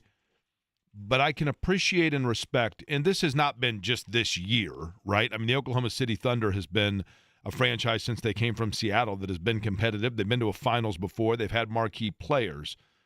But as somebody who grew up in Indianapolis, I can only imagine what it must mean to your community to, while not in any way, shape, or form forgetting the people that were lost. I don't mean it that way. But when you hear the name the city Oklahoma City, nationally speaking, and I'm maybe showing my age here, but so many people first and foremost thought of, the terrible tragedy of the federal building bombing of Timothy McVeigh. I hate to bring that up, but my point being, sports sometimes offers an outlet. And I think that I would assume that in Oklahoma City, there has to be an element of pride that comes from a franchise that is giving your city name recognition above and beyond a terrible tragedy that the entire country thinks of. Does that make sense? Yeah, I think there's a lot to that because it did turn the eyes of the country to Oklahoma City. I was young when that happened, but it's something that like I have memories of, as a kid. And it definitely was like the thing that people thought about. There's a beautiful memorial here in Oklahoma City, and the Thunder organization actually does a really good job of making people understand that it is like a very dominant thing that has happened to the people here, and that anybody who becomes a part of the Thunder has to go to the Bombing Memorial Museum and kind of walk through it, and they are kind of taught about what happened here. It's one of the first things that they do. And so, yeah, for sure, it's a part of the history here. It was like the dominant thing that people thought about. And I do think that it is nice to have something that's more positive and something that, the people here can be really proud of. Like you can wear a Thunder shirt when you're flying to New York City, and you land in New York City, and then people will want to talk about, Shea or J-Dub or something. Like I think it's definitely good to have something like that for OKC to be known for, and kind of put them on the map and have something to be really proud of too. Yeah. I mean, the way the team is constructed, the way that Sam Presti, does things with the organization, like there should be a really big point of pride. And they have to know, like, not every NBA city feels that way. Like, how long has it been since Charlotte has felt that way? Like, it's not just that you have an NBA team, but you have an NBA team that's, at the top right now. So absolutely, I do think that that comparison there, and not comparison, but just like bringing that up, it's certainly in the back of a lot of people's minds, as if you're talking big picture Oklahoma City, it's certainly a part of it. In terms of this game tonight, game number 3, and I appreciate that candor and that perspective, Andrew. In terms of this game tonight, though, let's turn to that in closing here. What adjustments, if any, do you see Oklahoma City making or that Indiana should be prepared for? And, here I think the thought is that Indiana needs to get both of these and go back up 3-1, and then you feel pretty good about it because you get another home game. I would assume Oklahoma City is thinking, split it here, get the home court back. Just overall your feel here for game number 3.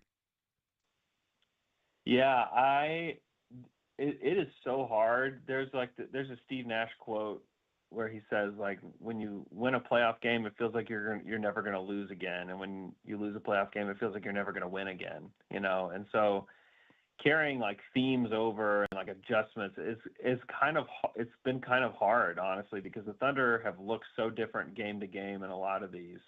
I do wonder if this is a game where J-Dub kind of comes alive and they are trying to, get him going, because he's going to be a huge key to their success. And so I do wonder if he's going to get going and if he becomes a little bit more featured than he was in game 2. I do think like there's an adjustment there, but I expect to see the same starting lineup. I wonder too if you could use Hartenstein a little bit more. I thought he was really effective in his minutes as a screener and a passer, and he's a guy too that can score the ball a little bit more than he has in this series. So I wonder if they try to get him going as well. For the Pacers, they just have got to figure out how to defend the pick and roll, because the Thunder just ate them up. and what they started their screens a lot higher up than they normally do, and that just ate them alive. And we saw them make the opposite adjustment against Minnesota, where they set their screens like inside the 3-point line, and it really, really befuddled the Wolves. And so the Thunder are kind of ready to give either look there, but I assume they'll keep setting them up high, and I'm curious to see how Carlisle adjusts the defense, in that, and if the Thunder have to call an early timeout because that's not working because Carlisle's figured something out. Like that to me tactically is something I'll be watching for early on. It kind of feels like, to be honest with you, that this could come down to, and I don't mean in the series, but in this particular game, could come down to which is the bigger supporting cast, Pascal Siakam or Jalen Williams. You know what I mean? Which one has the bigger game? Halliburton, it goes without saying, is going to need to elevate. But even if Halliburton has a Halliburton-type game, he's got to have Siakam as his running mate, and we'll see if Gilgeous-Alexander gets that from Jalen Williams. Maybe that does come down to that, and then you can't let Alex Caruso. Alex Caruso gets 20, I'm walking home. You know what I mean? Like, I'm going to walk. I mean, that's the bottom line. But nonetheless. Andrew, appreciate the time, and look forward to talking to you again if this thing extends beyond. We'll see what happens and how many games it goes and which way it does go. But if you're here, spend a lot of money here, and certainly enjoy the city, all right? All right. Thank you. Appreciate it. I appreciate it. Andrew Schlecht from The Athletic joining us from Oklahoma City. And, that the memorial, I have not been to the memorial in Oklahoma City, but my understanding is that it is very moving. And I was glad to get his perspective on that, because I do think that, that's what sports does. And Oklahoma City, I would only assume that I do think that there is a lot of Oklahoma City. There's a lot of Indianapolis in Oklahoma City in terms of what I would assume it would be like to grow up there, because, a city that has one pro sports team and a minor league baseball team and is within an hour's driving distance of two big-time college programs. So I think that it's mid-'90s Indianapolis or early 80s Indianapolis, certainly, to a great extent. And I can only imagine what, one of the biggest tragedies in the history of this city was the Fairground Coliseum explosion that happened on Halloween night in the 60s. I think it was 64. And it's hardly talked about. I mean, you hardly hear anybody talk about it. And it was like this dark moment in history that we just didn't talk about in Indianapolis. And I can only imagine what it would be like to have that sort of historical, tragic event take place that your city kind of becomes synonymous with. And I would imagine that if you grew up as somebody who was a proud Oklahoman and you go somewhere to New York City and you say you're from Oklahoma City, for 25 years, that had to be the first thing you were asked about. And to now have something that, redirects a little bit, I think is, for those people, while not forgetting, and I think that's really a special thing that he mentioned. I did not know that, and that's pretty impactful, that if you were going to play for the Oklahoma City Thunder, that you're required to go through the memorial to understand what that means for that city. That's a pretty special thing. And one of the things that this Pacer group has done that I think is special is this particular franchise, this group of players. Tyrese Halliburton starts right there, no question about it. They have embraced the feel, the mantra, and the culture of Indianapolis, Indiana. And that's why we love it, and that's why it's special. And tonight's going to be exciting, no question, no doubt about that. Absolutely no doubt about it. Eddie's got on his Yes Sir's Nation shirt. Now, Eddie, you were not at the game because you were working it, so does that mean that somebody pilfered you a shirt? Can't reveal my source, Jake. Sorry. Journalistic integrity. What is the one tonight is it's basketball in 49 states, but this is Indiana shirt, right? Isn't that what it is tonight? I sent it to you, so hold on. Let me look. I think that's right. And then people get on me because I didn't put the shirt on in the first quarter. But this is Indiana. That's all it says. Shirt. And it's got the Pacers logo, and it says Finals to the left of the logo, and 2025. Is there a Larry O'Brien trophy on the floor? Well, as in, like, if you're in attendance at the game? Yes. No. Why would they not paint that on the floor? Is the NBA make that rule, or yes. do the respective franchises? Yeah, it's an NBA thing, not a franchise thing. But that's the whole. I wish they would go back to the days where they had the Larry O'Brien at center court. That's what I mean. Yeah. Nope. I wish they would do that. It's an NBA thing. But then again, they condone these, city edition courts and the in-season play. Right. NBA. Those in-season tournament courts look like that looks like Cup one of those all-purpose courts with, volleyball and pickleball and everything else painted all over it. Yeah, the Emirates NBA Cup tournament courts. Yeah, those. Yeah. I mean, you can't even see the players' shoes half the time. No. It looks like you're watching Atari. And yet, only 2 teams get the chance to play for that trophy. They should put it at midcourt. It's like you give my 3-year-old cousin a book, and it's like, here, color the court. Totally. By the way, is it? I can't see because we're inside. Is it still really nice outside? Oh my gosh, it's glorious, Jake. Are there clouds in the sky? I don't know. There has to be at least like 81. There has to be at least 2 of them because I was just yelling at them.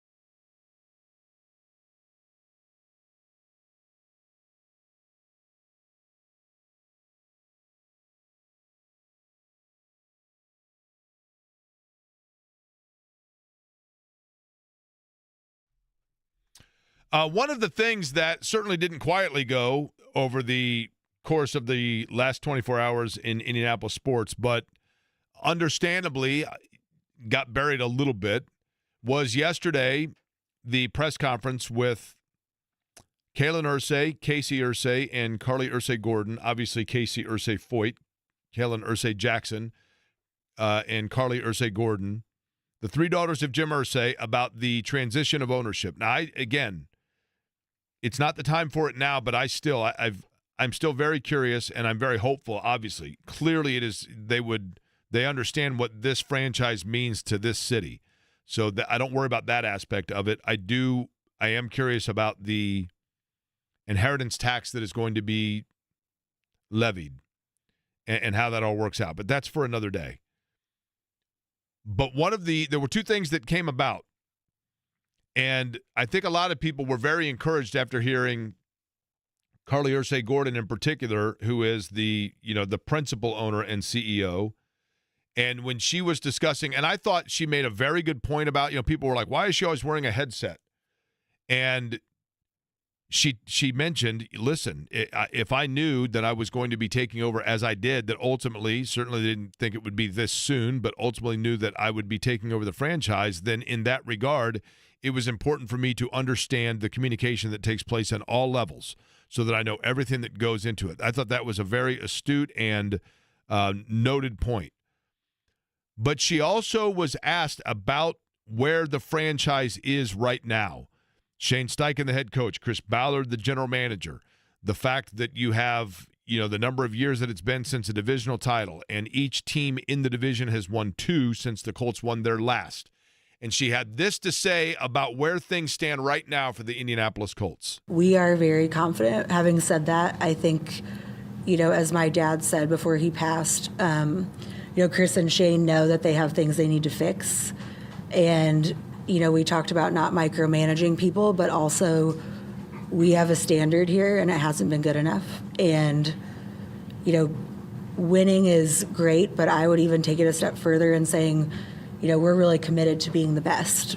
And if we're the best, we will win games. And I think Chris and Shane are totally capable of doing that, and we're confident that they can. Now, I like that. I like it because I don't know that I heard, and maybe I'm wrong, but I don't recall Jim Irsay specifically saying, he did, at times, we're going to go all chips in, and, some of the videos he did in front of the planes, but to be that direct of, this hasn't been good enough. I like that. Now, obviously, a lot depends, and in my opinion, a lot for Chris Ballard depends on the trajectory and the progress of Anthony Richardson, more so than Daniel Jones. Shane Steichen needs Daniel Jones to play well because Shane Steichen just needs a quarterback. Chris Ballard, in my opinion, at least in the court of public opinion, Chris Ballard is very linked to Anthony Richardson. And the Colts and the daughters and Carly Irsay-Gordon can say that that's not the case. But for the fan base, it is. I truly believe for the vast majority of people that are buying tickets to go watch the Indianapolis Colts, if Anthony Richardson is in fact a bust, or if it never pans out, then I don't think that most of the fans have trust in Chris Ballard to be able to do it again. Because he kicked the can in terms of quarterbacks forever, and then when it finally came down to where he really didn't have a choice but to draft a franchise quarterback, and that franchise quarterback that he chose was Anthony Richardson. If it doesn't work out for his franchise, then I think the fan base is going to say enough. But in terms of Anthony Richardson, something very interesting here from Carly Irsay-Gordon. Well, we drafted Anthony for a reason, and, we believe in him. He's incredibly talented.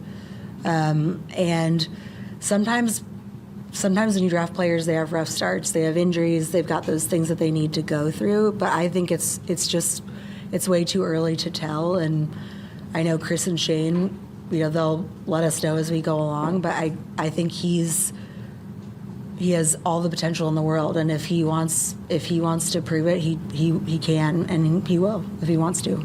Okay, I'm going to pull the Dick Vitale here. Eddie, I want you to go back and play for me the last 5 seconds of that clip. The last 5. Dick Vitale, freeze it. Remember how he always says that, they're watching a play right there, freeze it. So freeze it with like 5 seconds to go, roughly, and play for me again what she had to say about Anthony Richardson. If he wants to prove it, he can, and he will if he wants to. She caught herself there, right? If he wants to prove it, he will. Or he can. And then she says, and he will. Then she caught herself, if he wants to. Play it one more time, the very end there. If he wants to prove it, he can, and he will if he wants to. If he wants to. The if he wants to was thrown in twice. Not once, but twice. I don't think Anthony Richardson's a bad guy at all. I don't think he is at all. But so much of it goes back to, and I want to thank till the cows come home, whoever it was that had sent me a text way back when about that show that followed Anthony Richardson in his senior year in high school, because it made him extremely likable as a young man. And it also made me more sympathetic and empathetic towards the journey that he's been on, because at no fault of his or the people around him do I think that he had the kind of coaching that most elite level athletes get to prepare themselves for this level. But there is an immaturity there, at really no fault of his or anybody else, but there still is an immaturity there of exactly what she's talking about, if he wants to. Because some guys, look, there are guys I know. I knew guys in college, I'm not saying any names, but I know guys in college that got to the ultimate, I knew them in high school, that then got to the professional level, got a big-time payday, first contract, and they were done. They're done. And people are like, what happened to their career? Like, oh, man, they got one big paycheck and said, I'm good. It's more money I ever thought I'd get. I'm good. I don't need any more. I've been working tirelessly and working on my body and rehabbing and working on this and that forever, and now I got one check, more money than I've ever seen in my lifetime on the very first signing bonus. I'm good. I'm not saying that's the case with Anthony Richardson, but at the same time, I think to a great extent, because he is so gifted physically, that the dedication it takes and the want factor is something that he hasn't necessarily to this point ever had to have. You know, I know that I make analogies with the Indy 500 sometimes more often than I should, but it's the one sporting event that I probably am around the most intimately, or I see the most up close. And, you know, Alonso Jr. once said, there comes a time in any race where winning is the only thing that matters. And it's not about living and dying. It's about winning is the only thing that matters. And oftentimes people will tell you in racing that once a driver has a family and matures a little bit, then the winning edge sometimes goes away, because there's something in the back of your mind above and beyond making that one move that separates you from everybody else, where you're crossing the perils of danger and into the perils of in the name of winning. And for Anthony Richardson, sometimes I think with players, with professional athletes, it's the dedication of the extra 1% you've got to put in that separates you from the masses. And most guys at the professional level know that, because at some point they've had to already tap into that to get to the point where they are. I don't know that Richardson ever has, because he is so athletically, naturally, God-given gifted in terms of his physique, his size, everything else, that extra 1%, we don't know yet whether or not he wants to do that, because he's never had to now. Because when he's had to, he was hurt. And now he's hurt again. But when she says not once but twice, if he wants to, that to me is a very perceptive owner tapping into the psyche of the athlete of saying, the time is now. I'm not asking if you want this. I'm telling you, you need to want it. If he wants to prove it, he can, and he will if he wants to. He will if he wants to. I noticed she threw in the if he wants to at the end. To me, it's pretty telling.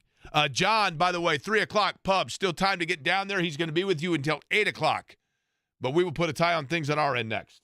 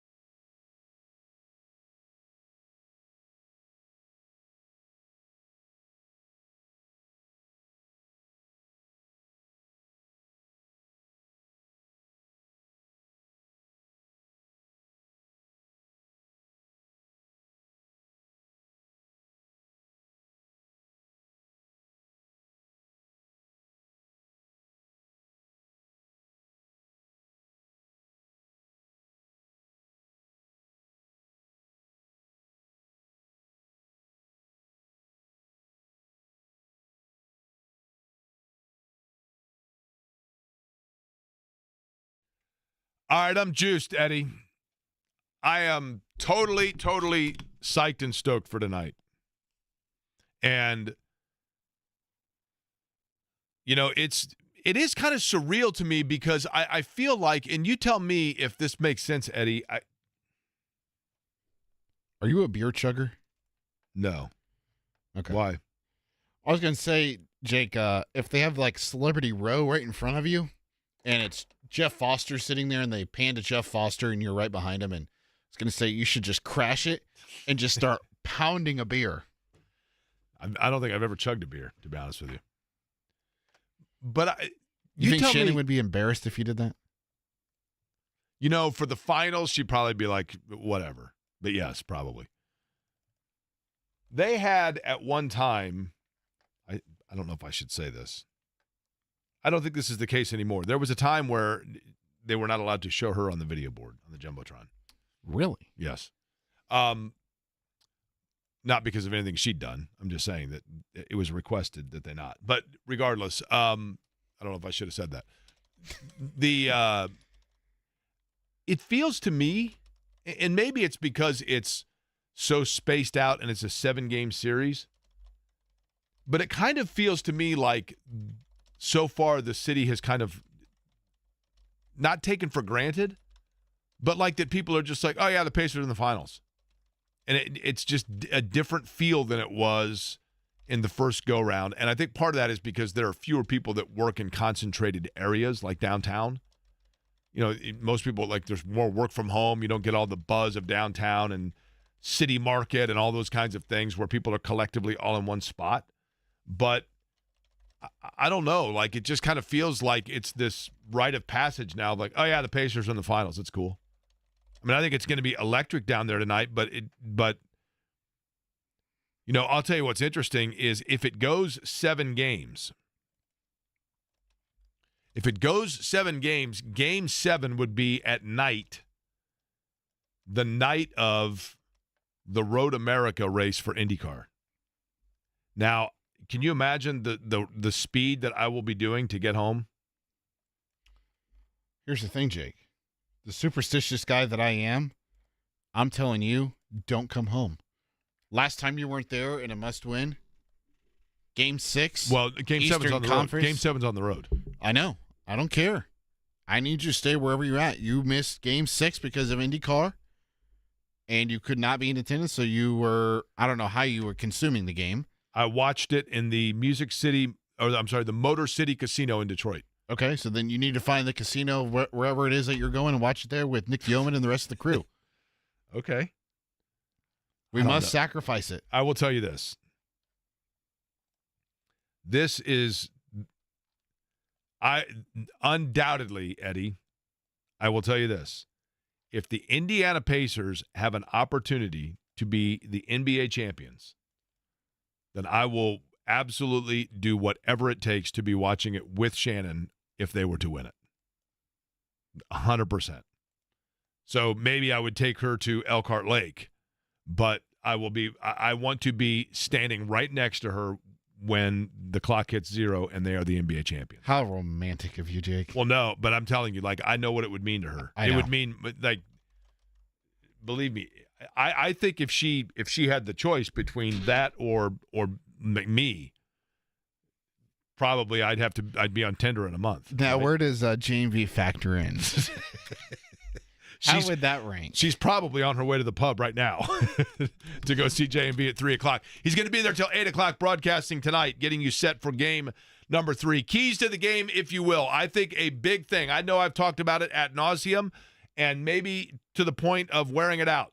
I think Tyrese Haliburton and his aggression is very important, but I really do believe that they have to get Pascal Siakam involved and better involvement. I think Siakam is huge. And if Siakam gets going, then that changes things, I think, drastically in terms of Oklahoma City, and that opens everything else up. They also need to absolutely make certain, does Indiana, that if they do not take care of the basketball, which is somewhat inevitable against that defense, they've got to then get back in their transition defense and not allow Oklahoma City to score in spots. And Shai Gilgeous-Alexander is going to get 35. You heard Rick Carlisle say he's going to walk off the bus or walk up to the plane Correct. on whenever they fly out here, and he's going to have 34. Correct. But what you can't get, if you go, okay, Jalen Williams, Chet Holmgren, Alex Caruso, those three guys, I think you need, boy, I'll say 26. You got to limit those three guys to a combined 26 points. That's almost impossible, probably, right? Because Williams is going to get, so I'll go, 32. How's that? 32. That's fair. You just can't get one of those guys to go off. That's the because Alexander's going to. Gilgeous Alexander. And you know the old adage, Jake, of the role players play better at home than they do on the road. So can they carry, speaking of Caruso and Wiggins, carrying that success on the road? And Oklahoma City is a much different team on the road this postseason than they have been at home. Like, they're still good. They've had a couple clunkers, right? Great. Yeah. I mean, they've had a couple of games where, man, they got absolutely waxed in Minnesota.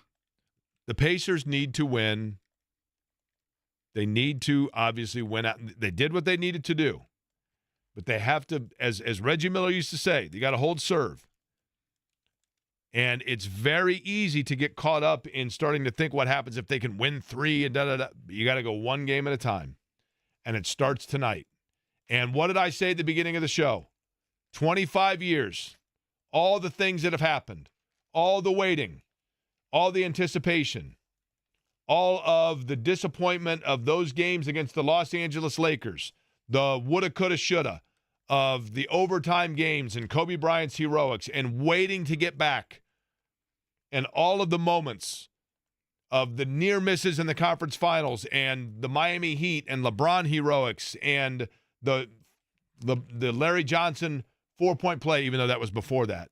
But all of those things. And the wait's over tonight. John will carry you until 8 o'clock, pregame at 8 o'clock with Mark Boyle, Eddie Gill, Pat Boylan.